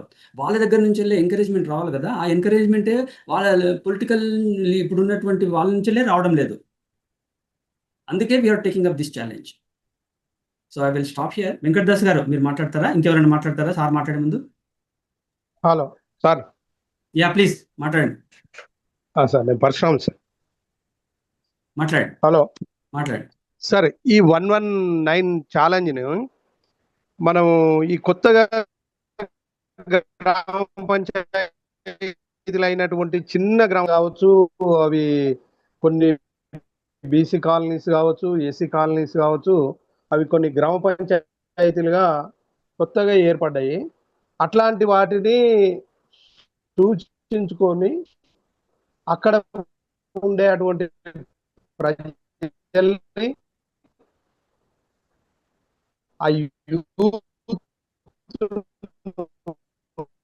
మీ వాయిస్ బ్రేక్ అవుతుందండి. మనం తీసుకొని నిధులు కూడా ఈ రకమైన యూటిలైజ్ చేసుకోవచ్చు. యూటిలైజ్ చేయకుండా హలో ఇప్పుడు కొద్దిగా ఇంప్రూవ్ అయింది కానీ మీకు కొంచెం వాయిస్ వినబడుతుంది కానీ బ్రేక్ అవుతుంది. సార్ చెప్పండి. హలో ఇప్పుడు చెప్పండి. ఇప్పుడు చిన్న గ్రామ పంచాయతీలు ఏవైతే ఉన్నాయో కొత్తగా ఏర్పడిన గ్రామ పంచాయతీలను వాటిని సూచించుకొని అక్కడ ఈ ప్రయోగం చేస్తూ అక్కడ ఉన్నటువంటి ప్రజల్ని ఆ యూత్ను అక్కడ మనం గ్రామ పంచాయతీ చట్టం ఎలా ఉంటుంది, వీటికి ఎన్ని నిధులు వస్తాయి, ఎట్లా యూటిలైజ్ చేయాలి, గ్రామ అభివృద్ధిని ఎట్లయితే చేసుకోవచ్చో అనేటువంటి అవేర్నెస్ కనుక ఆ కొత్తగా ఏర్పడినటువంటి గ్రామ పంచాయతీలల్లో మనం టార్గెట్ చేసుకొని ఈ 119లో అట్లాంటి చిన్న గ్రామ పంచాయతీలల్లో ప్రయత్నం చేస్తే విజయం సాధించవచ్చు అనేది ఒకటి. రెండవది, ఈ మేజర్ గ్రామ పంచాయతీలల్లో వార్డు మెంబర్లుగానైనా నిలబెట్టాలి.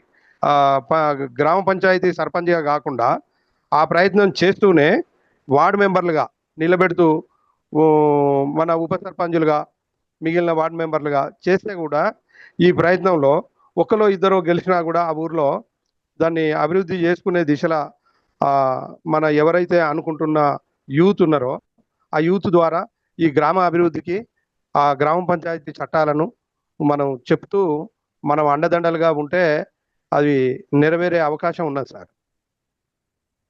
యా డెఫినెట్గా మంచి సూచనలు అండి. ఇంతకుముందు జస్వంత్ రెడ్డి గారు చెప్పినట్టుగా దీనికి మోడాలిటీస్ ఎట్లా చేసుకుందామని తెలుసుకొని మనము ఎక్కడైతే మనం చేయగలుగుతాం, ఇన్ఫ్లుయెన్స్ చేయగలుగుతాం. ఇప్పుడు జస్వంత్ గారు ఏమన్నారు, వాళ్ళ గ్రామంలో అతను చేయొచ్చు అని అన్నాడు. అట్లా మనకి ఎక్కడెక్కడైతే మనం చేయొచ్చు అనే అవకాశాలు ఉన్నాయో వాటిని అన్నింటినీ కూడా మనం లిస్ట్ అవుట్ చేసుకొని ఆ ప్రాంతాలలో మనం ఇన్ఫ్లుయెన్స్ చేసి అక్కడ ఒక మంచి నాయకత్వాన్ని నిలబెట్టడానికి మనం అన్ని రకాల మనం పనులు కావాల్సినటువంటి విధంగా మనం చేయొచ్చు అనేది నా అభిప్రాయం. శేఖర్ గారు మీరు మాట్లాడతారా? హలో సార్, నమస్తే, గుడ్ ఈవినింగ్. నా పేరు తాళపల్లి శేఖర్ గౌడ్ అండి, నిజామాబాద్ నుంచి మాట్లాడుతున్నాను. మీరు ఈరోజు ట్యాగ్ లైన్ ఏంటంటే యువత రాజకీయాల్లోకి ఎందుకు రావట్లేదు, రావాలంటే మనం ఏం చేయాలన్నది. దాని మీద యువత రాజకీయాల్లోకి రావట్లేదు అనేది వాస్తవానికి కాదు. ఎందుకంటే వాళ్ళు రావడానికి డబ్బు ప్రాధాన్యం చేశారు. ఎలక్షన్ పోను 50 సంవత్సరాల క్రితంకి, 40 సంవత్సరాల క్రితంకి, 30 సంవత్సరాల క్రితంకి, 20 సంవత్సరాలకి రాను డబ్బు ప్రాధాన్యం. ఈ పొలిటికల్ పార్టీస్ డబ్బు ఉంటేనే పోటీ చేయాలి, డబ్బున్న వాళ్ళే రాజకీయాలు ఉన్నా కానీ వాళ్ళు ఇట్లా చేశారు. అందుగురించి పేదవాళ్ళు కానీ యువకులు కానీ భయపడుతున్నారు. డబ్బు ఉంటేనే రాజకీయాలు చేయాలంట, డబ్బున్న వాళ్ళే పోతుంది. సో నేను చెప్పే రిక్వెస్ట్ ఏంటంటే మన మీడియా ద్వారా ఒక యువకులే కాకుండా పేదవాళ్ళు కూడా అవకాశం రావాలి. అవకాశం ఎప్పుడు వస్తుంది? పేదవాళ్ళకి కానీ కొత్త వాళ్ళకి కానీ డబ్బు ప్రాధాన్యం పోవాలి. డబ్బు ప్రాధాన్యం అంటే డబ్బు ఎంతో కొంత ఖర్చు అవుతుంది. డబ్బున్నవాడు ఒక ఎమ్మెల్యే సీట్ కావాలంటే 30-40 కోట్లు ఖర్చు పెడతాడు. కానీ మామూలు వాళ్ళు 1 కోటి 50 లక్షలు 2 కోట్లు ఎమ్మెల్యే కాగలితే ఖచ్చితంగా చాలా మంది పోటీ చేస్తారు. మూడో సార్ 119 ఎమ్మెల్యే సీట్లు అంటున్నారు. మీరు గ్రామాలలో ఇప్పుడు తెలంగాణ ఒక యూనిట్ గా తీసుకుంటే 12,900 చిన్న చిన్న గ్రామాలన్నీ కలుపుకుంటే 12,900 ఉంది. 119 ఎమ్మెల్యే సీట్లకే కాకుండా విలేజ్ లెవెల్లో కూడా, గ్రాస్ రూట్ విలేజ్ లెవెల్లో కూడా మనం ఏమంటారు, పొలిటికల్ అంటే రాజకీయ అవేర్నెస్ అనేది తీసుకురావాలి. ఇప్పుడు 612 గ్రామాలు ఉన్నాయి, రేపు జెడ్పీటీసీ ఎలక్షన్స్ వస్తున్నాయి. వాటిలో రేపు పోటీ చేస్తున్నారు, అలవాటు పడితేనే నెక్స్ట్ ఎమ్మెల్యే సీట్ వస్తుంది. ఎమ్మెల్యే సీట్ పోటీ చేయడం అంటే కొంచెం పెద్దది అవుతుంది, టాస్క్ పెద్దది అవుతుంది. కాబట్టి జెడ్పీ సర్పంచులు, ఎంపీటీసీ, జెడ్పీటీసీలు అండ్ మున్సిపాలిటీస్, జిల్లా పరిషత్ చైర్మన్లు, వాటి నుంచి పోయిన తర్వాత లాస్ట్ 119 ఎమ్మెల్యే సీట్లు రావాలి. నేను చెప్పే లాస్ట్ పాయింట్ ఏంటంటే, ఎవరైనా స్పాన్సర్స్ ఉంటే తెలంగాణలో కానీ భారతదేశంలో ఎవరైనా కావచ్చు, ఒక యువకుడు ముందుకు వస్తున్నాడంటే మనం ప్రోత్సహించాలి. మన దగ్గర ఎక్కువ ఉంటుందంటే ప్రోత్సహించడం పక్కన పెట్టి నిరుత్సాహపరుస్తుంటారు, డిస్కరేజ్ ఎక్కువ ఉంటుంది. చేసినావులే, నువ్వు నీ ముందు చాలా మంది చూసినాంలే, ఇట్లాంటివి అడుగుతారు. మన ఇంట్లో మనల్ని ప్రోత్సహించారు, మన పక్క వాళ్ళే మనం ప్రోత్సహించారు, మన ఫ్యామిలీ మెంబర్సే మనం ప్రోత్సహించారు, మన ఫ్రెండ్సే మనం ప్రోత్సహించారు. అలాంటప్పుడు వాడు ఎలా ముందుకు వస్తారు రాజకీయాల్లోకి? నేనే ఉన్నాను, పోటీ చేద్దామంటే ఒక రూపాయి ఇవ్వాలి. ఎవరైనా నేను చెప్పే విజ్ఞప్తి ఏంటంటే, అందరికీ అన్ని విలువలు ఉండకపోవచ్చు, ఒక్కొక్కరు ఒక్కొక్క దాని ప్రావీణ్యం ఉంటుంది. సో ప్రతి మ్యాన్ లో మనిషిలో మెరిట్స్ ఉంటాయి, డిమెరిట్స్ ఉంటాయి. సో ఒక్కొక్క దగ్గర ఒక్కొక్క స్పెషాలిటీస్ ఉంటాయి. ఆ స్పెషాలిటీ ఏంటో వాటిని పట్టుకున్న వాళ్ళు స్పాన్సర్స్ ముందుకు రావాలి. నేను పోటీ చేయాలనుకుంటే ఎమ్మెల్యేలో నేను 6 నుంచి పోటీ చేసిన లాస్ట్ టైం, ఒక రూపాయి ఇవ్వాలి. స్పాన్సర్ వచ్చి 50,000 తీసుకోబెట్టి 1,00,000 తీసుకోవాలి, తిరుగురా, కట్అవుట్ పెట్టుకో, మన ఒక మైక్ పెట్టుకొని తిరుగు, పోస్టర్లు పెట్టుకో, బ్యానర్లు కట్టుకో, ఫ్లెక్సీలు కట్టుకో, కనీసం ఆ ఖర్చు కన్నా డబ్బులు కావాలి కదా. ఒక రూపాయి అయినప్పుడు యువకులు ముందుకు ఎలా వస్తారు, పేదవాళ్ళు ఎందుకు వస్తారు? లాస్ట్ పాయింట్ ఏంటంటే, మనలో ఎవరైనా స్పాన్సర్స్ ఉంటే పెద్ద మనిషి చేసుకుని ఆర్థికంగా ఉన్న వాళ్ళు 100 కోట్ల మనిషికి 1 కోటి రూపాయలు పెద్ద నష్టమే కాదు. వాడు ముందుకు వచ్చి ఆ యువకుని పక్కని ప్రోత్సహించాలి. బిడ్డ, నీకు ఇంట్రెస్ట్ చూపిస్తున్నావు కదా, నువ్వు పోటీ చేయరా, నాకు 50 లక్షలు ఉన్నాయి, ఖర్చు పెట్టుకోరా. వాడు గెలిచినాక వాడు పదవులు ఇస్తారు. సో గెలిచినాక వాడు హ్యాపీ అవుతాడు. సీట్ దొరికిన తర్వాత వాడు 50 లక్షలకు 5 కోట్లు ఇస్తాడు. ఆ స్పాన్సర్షిప్ ఆర్థికంగా ముందుకు వచ్చే దాతలు ముందుకు రావట్లేదు. దాతలు ముందుకు వస్తే ఖచ్చితంగా ఒకరు కాదు, ముందుగా 1000 మంది ముందుకు వస్తారు sir. Thank you very much. Shekhar garu, మంచి సూచనలు చేశారు. మీరు మంచి సూచనలు చేశారు. ముందుకు వచ్చే వాళ్ళు ఉన్నారనేది ఒక పాజిటివ్ గా మీరు ఒక సూచన చేశారు. ఇక్కడ మీకు ఒక విషయం చెప్పేది ఏంటంటే, జస్టిస్ మూవ్మెంట్ ఆఫ్ ఇండియా ఒక విజన్ ఉంది, ఒక ప్రిన్సిపల్స్ ఉన్నాయి. ఆ ప్రిన్సిపల్స్ అనుగుణంగా పనిచేసే వాళ్ళు ఎవరున్నా కానీ we will engage, we will enable, we will ensure and we will empower them. ఇది జస్టిస్ మూవ్మెంట్ ఆఫ్ ఇండియా ఒక ప్రతిజ్ఞలాగా తీసుకున్నది. ఇప్పుడు మీరు ఎవరు ఎంపవర్ చేసేటోళ్ళు లేరు, ఎంకరేజ్ చేసేటోళ్ళు లేరు అంటున్నారు కదా. Justice movement of India has come forward to empower, to engage, to encourage. మీరు మీ కాంటాక్ట్ నూతనంగా వచ్చిన వారు, ఇంతకుముందు పాల్గొన్న వారికి కూడా అందరికీ నా యొక్క ధన్యవాదములు. ఈరోజు టాపిక్ ఏమిటంటే, యువత రాజకీయాల్లోకి రావాలి, వారికి మనం ఎలాంటి సహకారం అందించాలి అనే దాని మీదనే టాపిక్. అయితే ఇదివరకు అయితే చాలామంది చాలా విధాలుగా మాట్లాడారు. వారందరివి మంచి టాపిక్సే బాగా మాట్లాడినారు. వాళ్ళకి ఎలాంటి చేయాలని కూడా చెప్పినారు. నాకు తెలిసిన విషయాలు నేను కొన్ని షేర్ చేసుకోవాలనుకుంటున్నాను మీ దగ్గర. అవి ఏమిటంటే సార్, మన రాష్ట్రంలో కావచ్చు, మన దేశంలో కావచ్చు, యువతను ఎంకరేజ్మెంట్ చేసేవారు ముందుగా ఒక సిస్టమ్ అనేది లేకుండా వారికి వేరే రూట్లో, అంటే రాజకీయమే అయి ఉండొచ్చు, రాజకీయమే నేర్పుతుండొచ్చు, కానీ రాజకీయంలో కొన్ని ప్రిన్సిపల్స్ అనేవి సరైనవి నేర్పడం లేదనమాట. అంటే ఏదైనా మనం ఇప్పుడు పని చేస్తే చాలామంది ఒక సేవా గుణం ఉండాలా అనేసి ఆలోచన చేస్తాము. ఆ విధంగా మనము ఆ టాపిక్లో పోకుండా ఏం పని చేసినా కూడా మనం ఏదో కలెక్ట్ చేసుకోవడం, వాళ్ళతో ఏదో ఇచ్చే స్తోమత లేకపోయినా కూడా వాళ్ళ నుంచి ఏదో లాక్కోవాలా, లేదంటే ఎలాంటి ఆలోచనలు ఇప్పుడున్నటువంటి యూత్కి వస్తున్నాయంటే, నేను ఒక మార్గం అనేది మంచిదా చెడ్డదా అనేది ఆలోచన చేయకుండా ఏదో రకంగా ఏదో నేను ఎదగాల అనే కాన్సెప్ట్తో వచ్చేవాళ్ళు కూడా చాలామంది ఉన్నారు. కానీ చాలా విలేజ్ల్లో యువతకి ఒక ప్రాపర్ గైడెన్స్ అనేది లేదు. వాళ్ళకి గైడెన్స్ చేసే వాళ్ళంతా ఎలాంటి వాళ్ళు అంటే, వాళ్ళని రోజు వస్తే వాళ్ళ వెనక వస్తే వాళ్ళకి ఒక మధ్యాహ్నం భోజనం పెట్టడము, అది ఏమైనా మద్యం అలవాటు ఉంటే దాన్ని సమకూర్చడము, అంతే. కానీ రాజకీయంలోన మనం కొన్ని ప్రిన్సిపల్స్ కలిగి ఉండాలా, మనం ఈ విధంగా మనం పని చేయాలా, ఈ ఆఫీస్లో మనం వెళ్తే ఇట్లా ఇవి జరుగుతాయి, మనం విలేజ్ డెవలప్మెంట్ గురించి కాన్సన్ట్రేట్ చేయాలా, ఇలాంటి విషయాలపైన ఏమీ ఉండదు. వాళ్ళకి ఏ రోజైతే మీటింగ్కి అవసరం అవుతారో ఆ రోజు మాత్రమే వాళ్ళని పిలుచుకుంటారు. సరే, అలా పిలుచుకున్నా పర్లేదు. వాళ్ళని ఒక చెడు ఆలోచనలకు కానీ చెడు వ్యసనాలకి అలవాటు చేసే నాయకులు ఎక్కువగా ఇప్పుడున్నటువంటి వాళ్ళు అనమాట. వాళ్ళ సులభం కోసమే యువతని పిలుచుకెళ్తారు. ఆ తర్వాత వదిలేస్తారనమాట. వాళ్ళకి నేర్పాల్సినటువంటిది నేర్పరు. ఒక సిస్టమ్‌లో మనం ఈ విధంగా వెళ్ళాలా అనేది నేర్పం. అలా నేర్పకపోవడం వల్లనే యువత అనేది వేరే డైరెక్షన్‌లో వెళ్తున్నారు. ఆ డైరెక్షన్‌లో వెళ్ళడం వల్ల వాళ్ళకి అవసరమైనవి అడిగే స్తోమత అంటే స్టామినా కానీ, లేకపోతే అలాంటి ఆలోచన విధానం గానీ వాళ్ళలో లేకుండా పోతుంది. నిరుద్యోగం అనేది భారతదేశంలో ఎక్కువ శాతము స్ప్రెడ్ అవుతున్న విషయం అయితే తెలుసు. చాలా రాష్ట్రాల్లోనే దేశం మొత్తం మీద ఎక్కువగా పీడించబడుతున్నదంటే నిరుద్యోగం నుండినే. నిరుద్యోగాన్ని రూపుమాపడానికి అవసరమైనవి వనరులు మన దేశంలో ఉన్న నాయకులు కల్పించాల. అవి కల్పించకుండా ఏం చేస్తున్నారంటే, ప్రభుత్వం ద్వారా నిర్వహించినట్లయితే వాటికి ఉపాధి అనేది అందరికీ సమకూరుతది. కానీ ఇక్కడ ఏం జరుగుతుందంటే, దేశంలో ఉన్నటువంటి వనరులు ఏవైనా కానీ కొందరి చేతిలోనే నిమగ్నం కావడం వల్ల ఎక్కువ ఉద్యోగాలనేవి స్ప్రెడ్ కావడం లేదు మెయిన్. ప్రభుత్వ వ్యవస్థలన్నిటినీ ప్రైవేటీకరణ చేయడం వల్ల ఏమవుతుందంటే, ఒక 100 మంది పని చేయాల్సిన చోట ప్రైవేటు సిస్టమ్‌లో నడిపేవాడు ఏం చేస్తాడంటే, 50 మందిని పెట్టుకుంటే చాలు గదా! 100 మంది ఎందుకు అనే కాన్సెప్ట్‌లోనే ఆలోచన చేస్తాడు. ఆ విధంగా ఆలోచన చేయడం వల్ల కూడా నిరుద్యోగం ఎక్కువగా స్ప్రెడ్ అవుతుంది. దీనికి తోడుగా అత్యధికంగా మన దేశానికి ఇంపోర్ట్ అవుతున్నది ఏమిటంటే, డ్రగ్స్ అనేది ఎక్కువగా ఇంపోర్ట్ అవుతుంది. దానికి తోడుగా మద్యము ప్రతి ఒక్క విలేజ్‌లోన అవైలబిలిటీగా కావడము ఇదొకటి. దాంతో పాటు యువతకు ఒక పని అనేది లేదనమాట. ఉదయం లేస్తే ఈ పని చేయాలా? ఈ పని చేస్తే నాకొక సిస్టమ్ అనేది ఏ యువతకు గాని ఒక ప్రాపర్ గైడెన్స్ లేదు. చదువులో ఇప్పుడు చదివేటప్పుడు 10థ్, ఇంటర్ గాని, డిగ్రీ గాని ఇట్లా చదివేటప్పుడు బుక్కులు ఏ రోజు ఎగ్జామ్ ఉంటే దానికన్నా ఒక 1 మంత్ బిఫోర్ చదువుతారు. అక్కడ చదివినాక ఎగ్జామ్ కరెక్షన్ చేసేవాడు అట్లే ఉంటాడు. రాసేవాళ్ళు అట్లే ఉంటారు. అక్కడ కాలేజీలు నడిపేవాళ్ళు అలానే ఉంటారు. కాలేజీల్లోనే మినిమమ్ ప్రిన్సిపల్స్ యువతకి నేర్పినట్లయితే గ్రామం గురించి ఆలోచించే శక్తి వస్తది. ఆలోచించే విధానం వాళ్ళకి తెలుస్తుంది. అలాంటి ఆలోచనించే ఏవి ప్రిన్సిపల్స్ మనం చదువుకునే స్టేజ్‌లో నేర్పకపోతే విలేజ్‌కొచ్చినాక వాళ్ళకి నిరుద్యోగంగా ఉన్నప్పుడు ఉదయం లేచిన వెంటనే వాళ్ళకొక ప్రణాళిక ఏదైనా చేయాలనే ఒక ఆలోచన లేకపోతే వాళ్ళు ఇలాంటి డైరెక్షన్‌లో పోవడానికి ఎక్కువగా అవకాశం ఉంటుంది. ఉదయం అయిన వెంటనే వాళ్ళు ఏదో చిన్న చిన్న పనులు చేసుకుంటారు, వెళ్ళిపోతారు. సాయంత్రం అయిన వెంటనే అందరూ గుమిగూడి వాళ్ళకొక గోల్ అనేది ఏర్పాటు చేసుకోవాలనే ప్రిన్సిపల్స్ మనం కాలేజీలో నేర్పడం లేదు మన కాలేజీలో.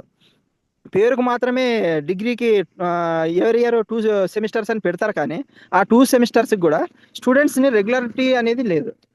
పని చేసుకొని గాని ఎగ్జామ్ రాసేటట్ల అవైలబిలిటీ ఇస్తున్నారు. అంటే ఇది ఎందుకు జరుగుతుందంటే, ఒక పబ్లిక్ సెక్టర్ అయితే ఒక సిన్సియారిటీగా మెయింటైన్ చేస్తది. ప్రైవేట్ సెక్టర్ వాళ్ళు డబ్బు ఆశించి వాళ్ళు కాలేజీకి రాకపోయినా గూడా హాల్ టికెట్ ఇష్యూ చేసి వాళ్ళతోనే ఎగ్జామ్స్ రాపిస్తారు. అక్కడ ఫెయిల్ ఆర్ పాస్ వాళ్ళకేం కావాలా? మనీ కావాలా. అలా కాన్సెప్ట్‌తోనే ఎక్కువ ఇన్‌స్టిట్యూషన్స్ నడుస్తున్నాయి.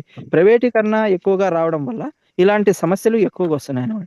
పబ్లిక్ సెక్టర్స్‌లో ఉన్నట్లయితే అంటే ప్రభుత్వ కాలేజీల్లోనైతే గిన మనకు ఏమవుతుందంటే ఒక అటెండెన్స్ గాని ఇలాంటివి సిస్టమేటిక్‌గా నడపాలని ఒక గవర్నమెంట్ మనకి ఇష్యూ చేస్తే దాని సిస్టమ్‌లో మనం తీసుకెళ్ళినట్లయితే తప్పకుండా ఆ యూత్ అనేది మనము ఆ కాలేజీలోన ఒక డెమోస్ కానీ, గ్రూప్ డిస్కషన్ గాని, లేకపోతే ఒక టాపిక్ పైన వాళ్ళకి అవగాహన కల్పించడం గాని, ఒక గ్రామం అంటాం. ఆ గ్రామంలో ఏమేమి అవైలబిలిటీ అయితవి? ఆ గ్రామంలో ఏం చేయాలా? డెవలప్‌మెంట్ అంటే ఏం చేయాలా? ఇలాంటివి మనం ఎప్పుడైతే కాలేజ్ లెవెల్‌లో తెలపకపోతే కాలేజ్ నుంచి బయటకొచ్చినాక మనం ఏం చెప్పలేం సార్. ఎవరు గాని ఏం చెప్పలేరు. విలేజ్‌లో కూర్చోవడానికి గూడా ఎవరో 2 నిమిషాలు మనం ఏమైనా విషయం చెప్తాము కూర్చోండి అంటే గూడా కూర్చునేంత ఇంట్రెస్ట్ చూపించే యువత లేరు సార్.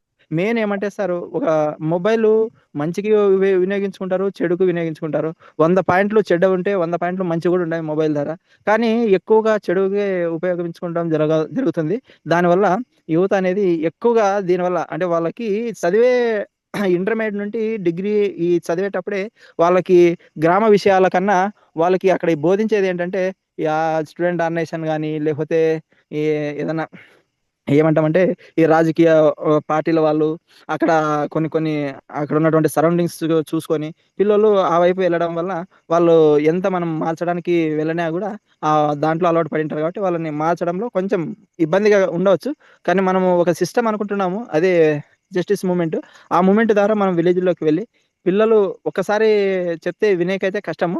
కానీ 2-3 టైమ్స్ మనం ట్రై చేయాలి. వాళ్ళు కూర్చోబెట్టాలి. అక్కడ ఎవరైతే ఇంట్రెస్ట్ ఉంటారో వారిని తీసుకొని డైలీ ఒక సిస్టమ్‌గా ఒకటి ఏదైనా ఒక్కొక్క ఆర్టికల్స్‌లో గాని, ఏదో పాలిటిక్స్‌లో గాని, ఒక పార్టీ గురించి గాని, ఒక స్టేట్‌లో జరుగుతున్నటువంటి సంఘటనల గురించి గాని, లేకపోతే అమ్మాయిలు హత్యల గురించి గాని, లేకపోతే పేదరికం గురించి గాని, ఇట్లా రోజు ఒక చిన్న టాపికు విలేజ్‌ల్లోన ఎంతమందైతే ఉన్నారో ఆ యూత్‌ని కూర్చోబెట్టి వాటి గురించి అవగాహన కల్పిస్తే వాళ్ళలోన అంటే నేను 100% చెప్పలేను సార్ వాళ్ళలో చేంజ్ వస్తదని. కానీ మనం ఈ ప్రయత్నం చేస్తే మినిమమ్ అయినా వాళ్ళలోన అవగాహన రావడానికి అవకాశం ఉంటది సార్. ఇది ఒక సిస్టము. అదే విధంగా మనము అక్కడక్కడ వాళ్ళకు ఉపయోగపడే సెంటర్స్ మనం ఎస్టాబ్లిష్ చేయాల్సి ఉంటుంది.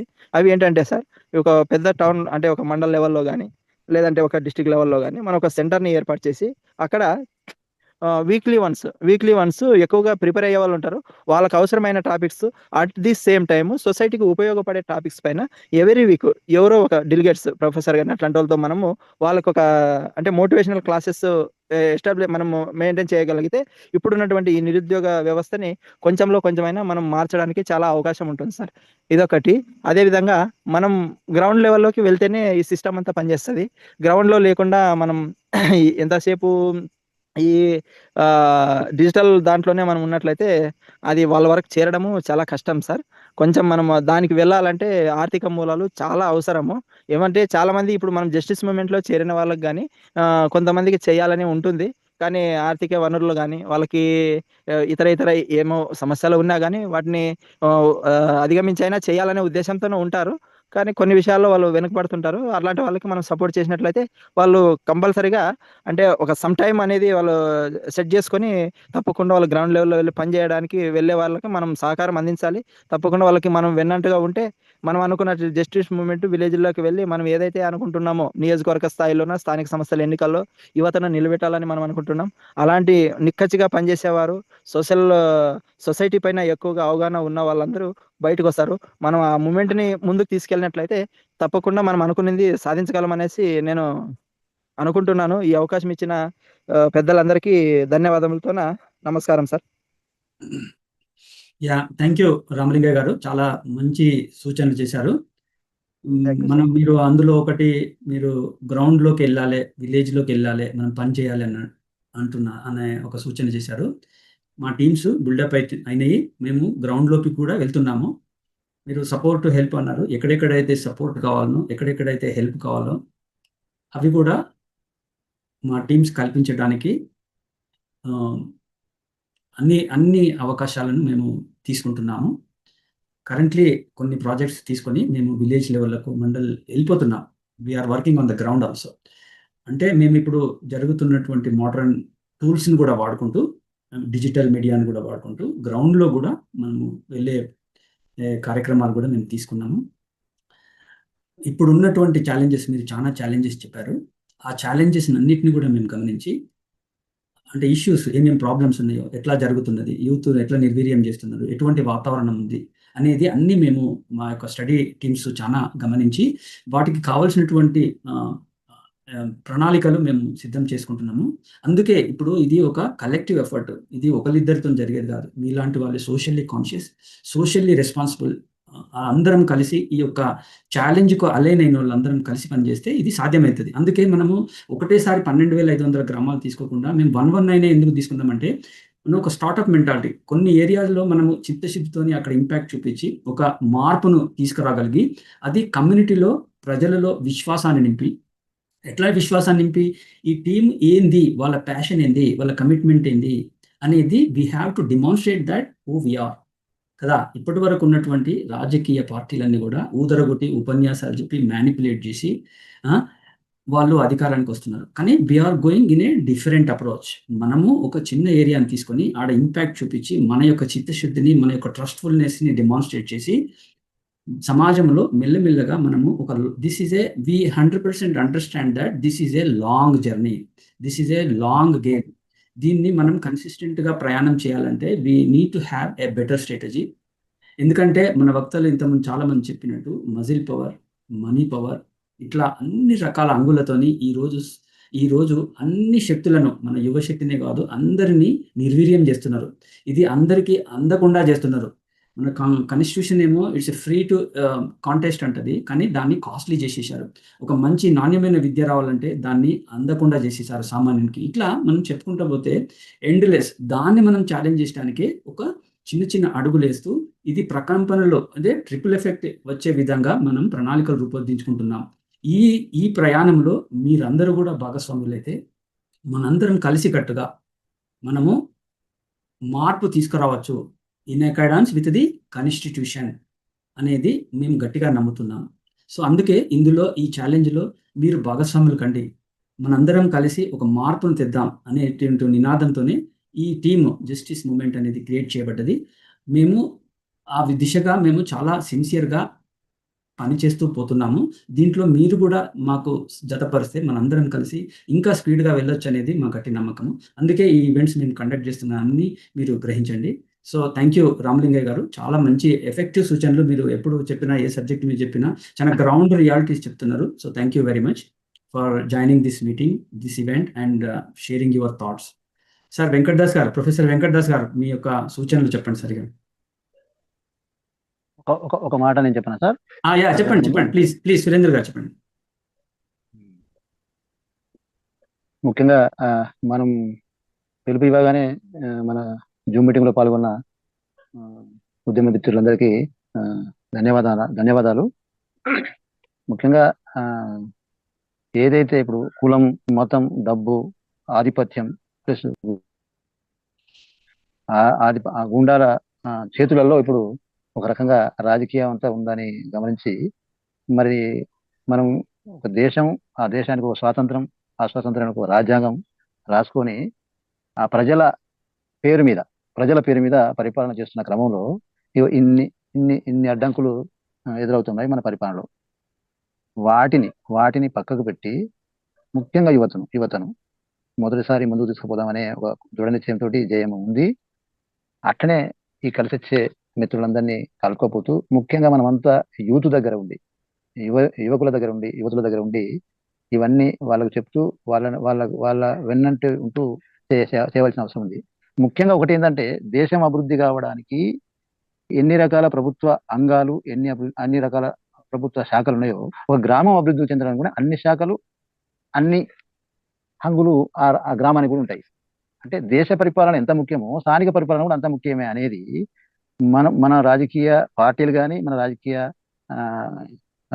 రాజకీయ వ్యక్తులు కానీ ఎవరైనా ఇది చెప్పలేకపోతా ఉన్నారు. చెప్పినా కానీ ప్రాపర్గా చెప్తలేరు.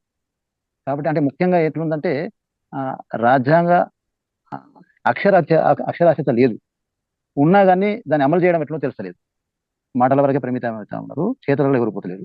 కాబట్టి చేతులలో పోతూ ఆ రాజ్యాంగాన్ని ఇంప్లిమెంట్ చేస్తూ, ముఖ్యంగా దేశం ఎంత ముఖ్యమో గ్రామం అంతే ముఖ్యము. ఆ గ్రామం అభివృద్ధి కావాలంటే ఎన్ని ప్రభుత్వ శాఖలు ఉన్నాయో, కేంద్ర ప్రభుత్వ శాఖల, రాష్ట్ర ప్రభుత్వ శాఖల, ఏవైనా కానీ ఆ ప్రజాప్రతినిధి వాళ్ళందరి కోఆర్డినేషన్తోని ఆ గ్రామాన్ని అభివృద్ధి చేస్తే అప్పుడు అది తప్పకుండా ఈ నిరుద్యోగం అనేది ఒకవేళ కనుక ఆ స్థానికం ఆ ఇక్కడ నిరుద్యోగత ఎందుకు ఉంటుంది? ఉండదు. ఆ పరిస్థితి మన రాజకీయ పార్టీలు కానీ, లేకుంటే ఆ రాజకీయ పార్టీల ద్వారా ఎన్నుకోబడ్డ ప్రభుత్వాలు కానీ చేయలేకపోతున్నాయి. అందులో కులం, మతం, లేకుంటే ఆధిపత్యం, లేకుంటే డబ్బులు సంపాదించుకోవడం ఇదే ఉంటుంది తప్ప ఆ రాజ్యాంగాన్ని అడ్డం పెట్టుకొని ప్రజల ద్వారా ఇట్లాంటి దుర్మార్గమైన పనులు జరుగుతూ ఉన్నాయి కదా మన దేశంలో. దాన్ని ఆపడానికి ఈ యూత్ను ఎంకరేజ్ చేస్తూ ఒక కొత్త వరుని, ఒక ప్రత్యామ్నాయ రాజకీయాలను, ఒక ప్రత్యామ్నాయ ఆర్థికాన్ని, ఒక ప్రత్యామ్నాయ సంస్కృతిని అందరు కలిసి వస్తున్నందుకు మీ అందరికీ ప్రత్యేకమైన అభినందనలు తెలుపుతూ, అందరం కలిసి ముఖ్యంగా ఈ జేఎంఐ పెట్టుకున్న 119ని 119 దిశగా అడుగులేద్దామని చెప్తూ అందరికీ వందనం చెప్తూ ముగిస్తున్నాం sir. Jai Bhim sir. Thank you Surender garu. ఇంకెవరైనా మాట్లాడతారా? బిఫోర్ ప్రొఫెసర్ వెంకట్ దాస్ గారు మాట్లాడే ముందు ఇంకెవరైనా మాట్లాడతారా?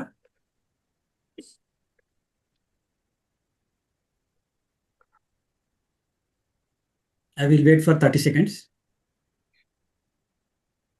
సార్ నేను మాట్లాడతా, అశోక్ బాబును. మాట్లాడండి ప్లీజ్.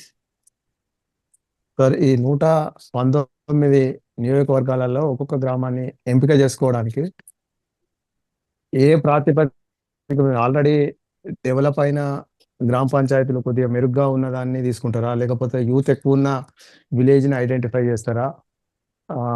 ఇంతకుముందు ఒక మిత్రుడు చెప్పిండు, వార్డు మెంబర్లను కూడా మనం మేజర్ గ్రామ పంచాయతీలలో సెలెక్ట్ చేయాలి అనేది అన్నారు. అయితే అది ఇప్పుడు ఎట్లయితే ఉద్యోగాలకు కాల్ఫర్ చేసినట్టు యూత్ను ఎంకరేజ్ చేయడానికి వాళ్ళకు క్లాసులు ఏమైనా నిర్వహిస్తారా ఇన్వైట్ చేసి అనేది మీ ముందు పెడుతున్నా సార్. అవన్నీ మంచి పాయింట్స్ అండి అశోక్ బాబు గారు. ఇవన్నిటిని కూడా మనము కొంత స్ట్రాటజీ, కొంత అప్రోచ్ వర్కౌట్ చేసినాము. ఇంకా కూడా మనందరము ఒక టీం, ఒక గ్రూప్గా టీమ్గా మనం ఒకటి తయారైదాము. ఇప్పుడు మీరు అందరినీ కూడా నేను ఈ ఆస్పెక్ట్లో, ఈ యాక్టివిటీలో మనము ఒక టీమ్గా బిల్డప్ అయ్యి మనం చర్చిద్దాం, ఏది చేస్తే బాగుంటుంది, ఎట్లా ముందుకు పోతే బాగుంటుంది. One of the fundamental principles in our system is, in our movement is collective decision making, collective participation, collective deliberation. అంటే the best we need to implement. We embrace diversified views. ఆ అప్రోచ్తోని మనం ఇప్పుడు we are in the process of building a team on these lines. అంటే ఈ యొక్క అంశం మీద, ఈ ఛాలెంజ్ మీద ఒక టీంను బిల్డ్ చేసే క్రమంలోనే ఈ ఈవెంట్ కండక్ట్ చేయడం జరిగింది. స్కూల్ డెవలప్మెంట్లో ఆల్రెడీ ఒకటి చేశాము, దానికి ఒక టీం బిల్డప్ అయింది. అందులో మంచి మంచి ప్రొఫెసర్స్, మంచి ఎడ్యుకేషనిస్టులు ఒక 30-40 సంవత్సరాల నుంచి వెళ్ళి ఎంతో ఈ ఎడ్యుకేషన్ రంగంలో కంట్రిబ్యూషన్ చేసినటువంటి వాళ్ళందరూ కూడా అందులో జాయిన్ అయ్యారు. వాళ్ళ సూచనలు, వాళ్ళ అనుభవాలు, వాళ్ళ యొక్క అన్ని తీసుకొని ఆ యొక్క టీం కూడా పనిచేయడం జరుగుతుంది. అలాగే ఈ ఛాలెంజ్కి కూడా మనం ఒక టీం బిల్డ్ చేస్తున్నాము.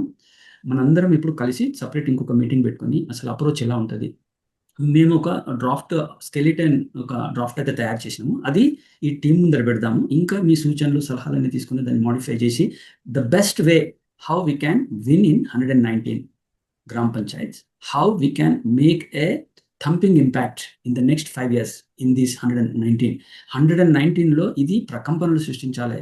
ఇది అందరి లోపల కళ్ళను తెరిపియాలి. ఓకే, ఇట్లా కూడా చేయొచ్చా, మజిల్ పవర్ అంటున్నారు, మనీ పవర్ అంటున్నారు, ఇట్లా పెత్తందార్, ఇట్లా ఎన్నో రకాలటువంటి రుగ్మలతోని మన గ్రామాలు సతమతమవుతున్న పరిస్థితులలో ఇక్కడ ఒక ఎగ్జాంపుల్ క్రియేట్ చేసిండ్రు, ఇది రివర్స్ చేసిండ్రు అనేటువంటిది మనము సమాజానికి ప్రకటించాలి.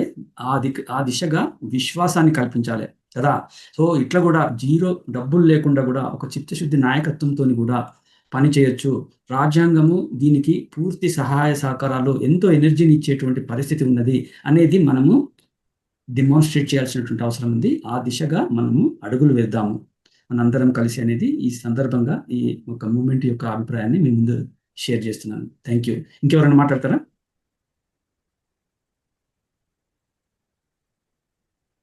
I'm going to give 15 seconds.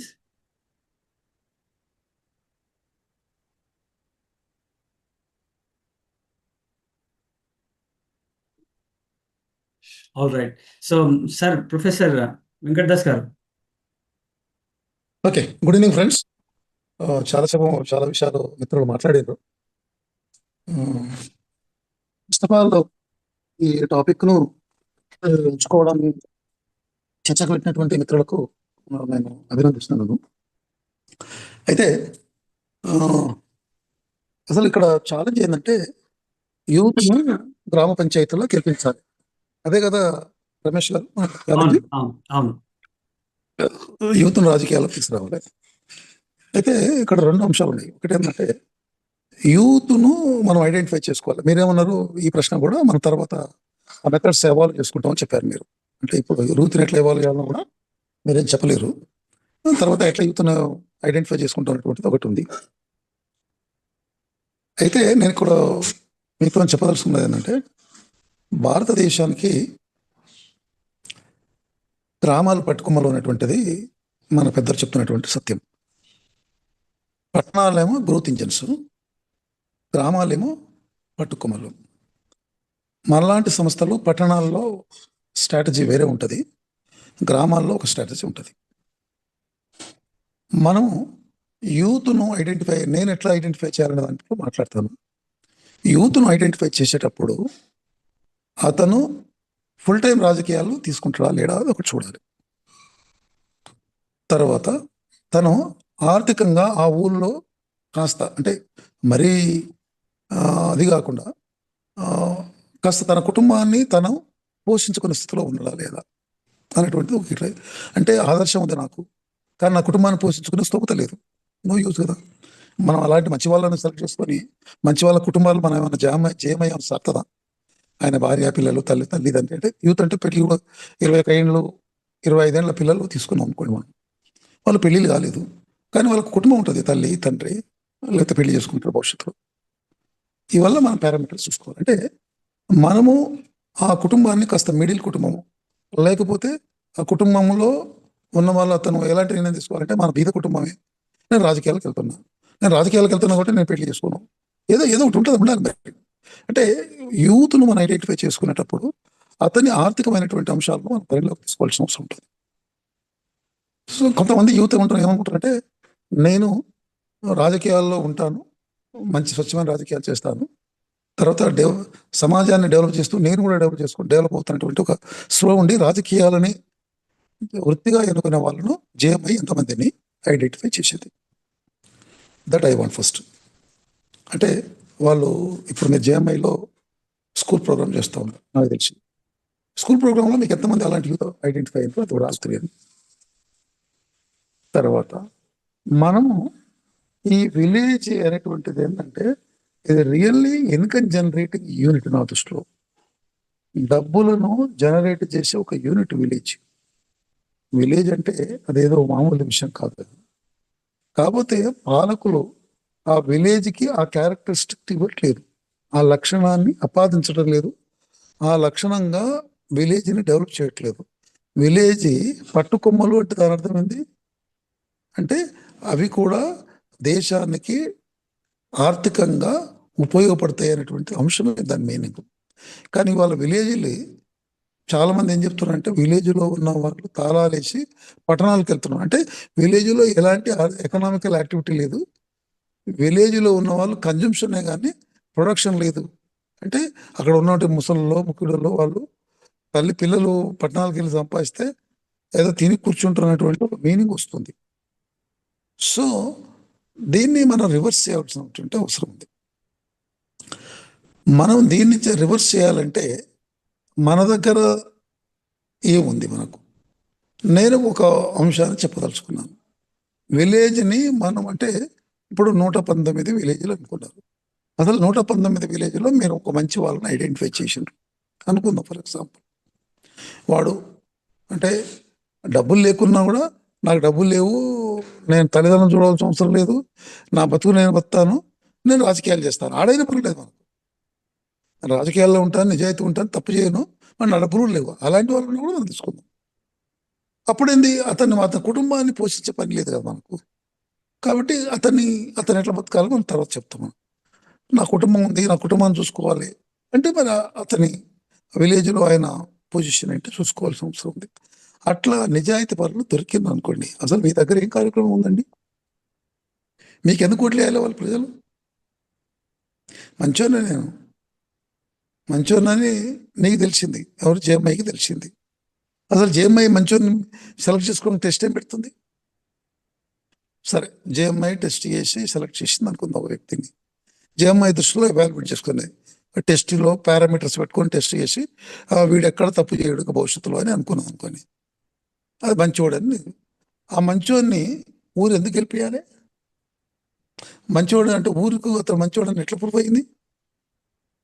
నీవేదో psychological టెస్టో లేకపోతే ఏదో మీరు అకాడమిక్ టెస్టో లేకపోతే అతను మాట్లాడే బిహేవియర్ అతను పద్ధతిని పట్టుకొని మీరు మంచోళ్ళని మీరు నిర్ధారణ చేసేస్తారు. మరి ప్రజలకు వాళ్ళకు విజువల్ రిజల్ట్స్ కాదు వాళ్ళకి కావాల్సింది, వాళ్ళకు టాంజిబుల్ రిజల్ట్స్ కావాలి. ఈ టాంజిబుల్ రిజల్ట్స్ ఇవ్వకుండా నీకు ఓటు ఎందుకు ఇస్తారండి? మీరు ఎట్లా గెలుస్తారు? సో టాంజిబుల్స్ రిజల్ట్స్ని ఇచ్చే ప్రణాళిక జేఎంఐ దగ్గర ఏముంది? సరే, నేను కొన్ని నా దగ్గర ఉన్నటువంటి నేను ఆలోచన చేసినటువంటి కొన్ని అంశాలు మీతో పంచుకుంటాను. ఒకటి, విలేజ్ని ఇప్పుడు మనం విలేజ్ని టౌన్కు దగ్గర ఉన్న విలేజ్ని తీసుకోవాలి, టౌన్కు దూరంగా ఉన్న విలేజ్ తీసుకోవాలి. టౌన్కు దూరంగా విలేజ్లకు డెవలప్మెంటల్ మోడల్ ఒక రకంగా ఉంటుంది. టౌన్కు దగ్గరగా ఉన్న విలేజ్కి డెవలప్మెంటల్ మోడల్ ఒక రకంగా ఉంటుంది. చిన్న విలేజ్లకు డెవలప్మెంటల్ మోడల్ ఒక రకంగా ఉంటుంది. పెద్ద విలేజ్లకు డెవలప్మెంట్ మోడల్ ఒక రకంగా ఉంటుంది. మనం చిన్న విలేజ్లు తీసుకోవాలి. మిత్రులు చాలామంది చెప్పారు ఈ మాటలు, నేను విన్నాను. చిన్న విలేజ్లు తీసుకుంటే ఏంటంటే మన కాన్సన్ట్రేషన్ పెరుగుతుంది. అవి గ్రామాలు అంటే టౌన్స్కు అంటే డిస్ట్రిక్ట్ హెడ్ క్వార్టర్స్, హైదరాబాద్ లాంటి నగరాలు, మహానగరానికి దగ్గరగా ఉన్న విలేజ్లు చిన్న విలేజ్లు. రిమోట్ విలేజ్లు అంటే చాలా అంటే ఇంటీరియర్ ప్లేసెస్లో, ఇప్పుడు మహబూబ్నగర్లో, నాగర్ కర్నూలు, అచ్చంపేట, తర్వాత ఆదిలాబాద్లో అడవులకు దగ్గర ఉన్న విలేజ్లు, లేకపోతే ఎక్కడైనా కూడా ఒక రిమోట్ ప్లేస్లో ఉన్న విలేజ్లు ఇవి ఉంటాయి. సో ఈ విలేజ్లో ఒకటి ఎకనామికల్ యాక్టివిటీ ఎట్లా బిగిన్ అవుతుందంటే, ఇప్పుడు మనం ఇన్నోవేటివ్ మెథడ్స్తో రావాల్సిన అవసరం ఉంది. ఎకనామిక్ యాక్టివిటీ మన మైండ్లో ఉండాలి, అంతేగాని ఇప్పుడు చెప్తే నేను చేస్తుంటే వాడు వినడు. ఫర్ ఎగ్జాంపుల్ ఒక విలేజ్ ఉంటుంది, ఆ విలేజ్లో సోషల్ ఫారెస్ట్ పెంచుతాం మనం. ప్రజలని ఒక చిన్న విలేజ్ తీసుకొని జేఎంఐ వాళ్ళకి చెప్పేసి సోషల్ ఫారెస్ట్ మీ ల్యాండ్ మీకే ఉంటుంది, సోషల్ ఫారెస్ట్ పెంచుతాము, ఇక్కడ ఈ మొక్కలు పెంచుతాము, దీంట్లో మీరు ఆ పని చేయండి, మీకు పని చేసినందుకు మీ పొలంలో మీకు పని చేసినందుకు మీకు అది ఇస్తున్నాము అని మనం ఒక ఎకనామికల్ మోడల్ మనం క్రియేట్ చేయగలగాలి. అప్పుడు ఆ సోషల్ ఫారెస్ట్లో వచ్చిన తర్వాత అక్కడ నుంచి అంటే సోషల్ ఫారెస్ట్ పెంచడం వల్ల పర్యావరణం బాగుపడుతుంది, అక్కడ నుంచి రకరకాల ఉత్పత్తులు బయటకు వస్తాయి. సో అది ఒక మోడల్ మనం డిజైన్ చేసుకోవాలి. ఇది ఒక మోడల్. ఇది గ్రామాలకు అంటే టౌన్కు దూరంగా ఉన్న విలేజ్లు వాళ్ళ ల్యాండ్స్ మనం అంటే చిన్న విలేజ్ అయితే మనం కన్విన్స్ చేయగలుగుతాం. ఆ చిన్న విలేజ్కి వాళ్ళకు ఉన్నటువంటి ఆర్థిక అంశాలు మనం డీల్ చేయగలగాలి కూడా. మరి అంటే అట్లా లేవాలి, మరి అంటే మనకు కాస్త డబ్బులు పెట్టగలగాలి, ఆ విజన్ ఉండాలి మనకు. అప్పుడు ఏమవుతుందంటే అది అంటే మనం ఆ మోడల్ క్రియేట్ చేసుకుంటే 1-2 yearsలో మనకు అక్కడి నుంచి రిటర్న్స్ వస్తూ ఉంటాయి. చిన్న మొక్కలు ఒక రిటర్న్ ఇస్తాయి, పెద్ద మొక్క రకమైన రిటర్న్ ఇస్తాయి. ఇది చేస్తే వాళ్ళ పొలంలో వాళ్ళు పనిచేస్తుంటారు. వాళ్ళకు ఎలాంటి అంటే ఈ మందులు పెట్టుబడులు అವೆಲ್ಲ మనం చూసుకోవాలి. రైతు బంధు వస్తాయి కదా, మీరే తీసుకుంటారు, అవి మాకేముంది. ఇది మనం చేయగలుగుతామా? ఇది ఇంకా పట్టణాలకు దగ్గరగా ఉన్న విలేజ్లు, పట్టణాలకు దగ్గరగా ఉన్న విలేజ్లో కూడా మనం ఇప్పుడు నేను ఈరోజు పేపర్లో చూశాను, అక్కడ గుజరాత్లో, పేపర్లో కాదు ఈ వాట్సాప్లోనే ఎక్కడ చూశాను, ఒక దగ్గర ఆ విలేజ్లో వాళ్ళు కౌస్ పెంచారు, ఆవులు పెంచారు.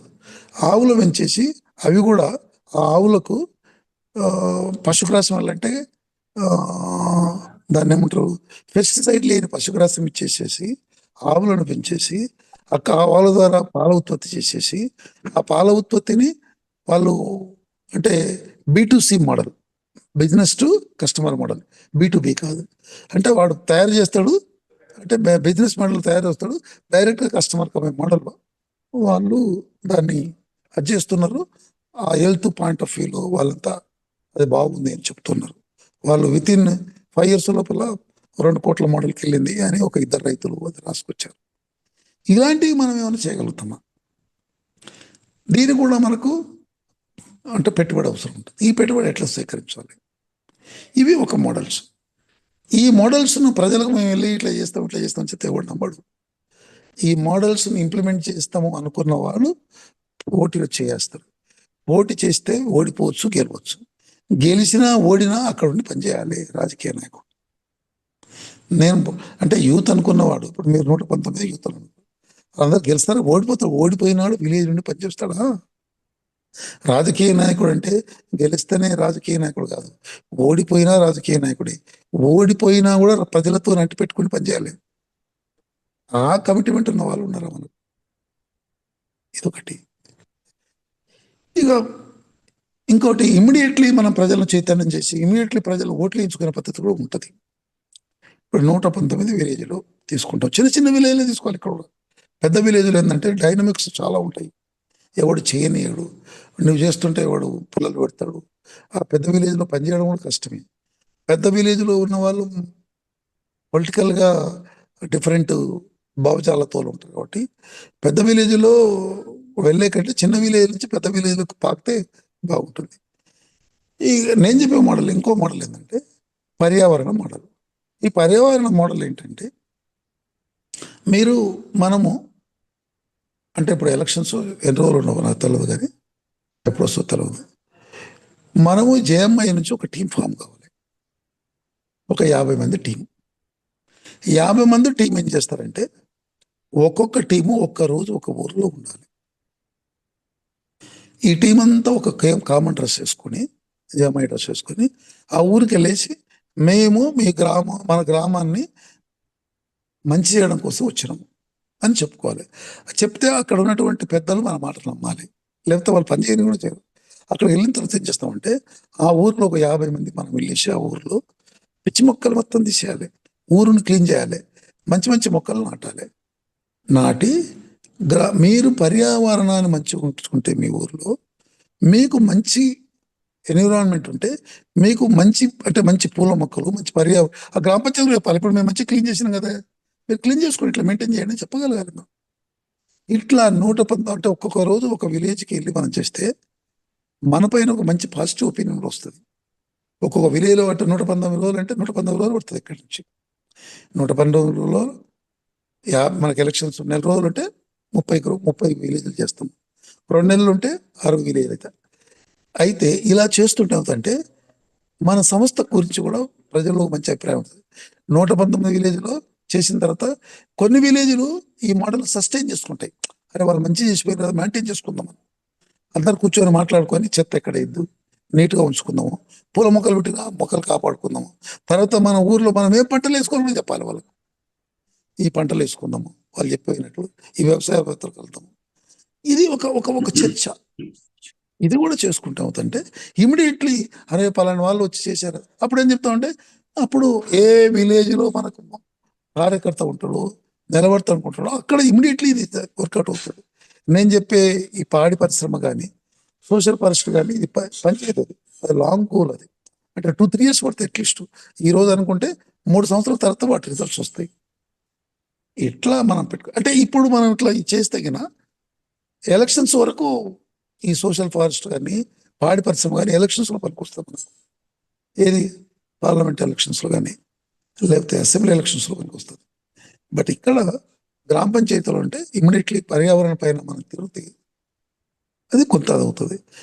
అప్పుడు మనకు పనిచేసే తత్వం కూడా అలవాటు అవుతుంది. ప్రజలతో ఎట్లా కలిసి ఉండాలి. ప్రజలను ఎవ్వడు కూడా నిన్ను నమ్మరండి. ఎందుకంటే ప్రజలు కూడా విషయాలు తెలుస్తున్నాయి. అంటే మార్క్స్ ఏమంటారంటే ప్రతి మాట వెనుక, ప్రతి చర్య వెనుక ఆర్థిక, సామాజిక, రాజకీయ కోణాలు, స్వప్రయోజనాలు దాగి ఉంటాయి. ఈ విషయాలు ప్రజలకు ఇంత స్పష్టంగా ప్రజలకు ఏదో మేరకు ఈ విషయాలు ప్రజలు తెలిసి ఉంటాయి. అందుకోసం నువ్వు వెళ్ళి పనిచేస్తే వీడు ఎందుకో చేస్తున్నావు వీడిని చూస్తాడు.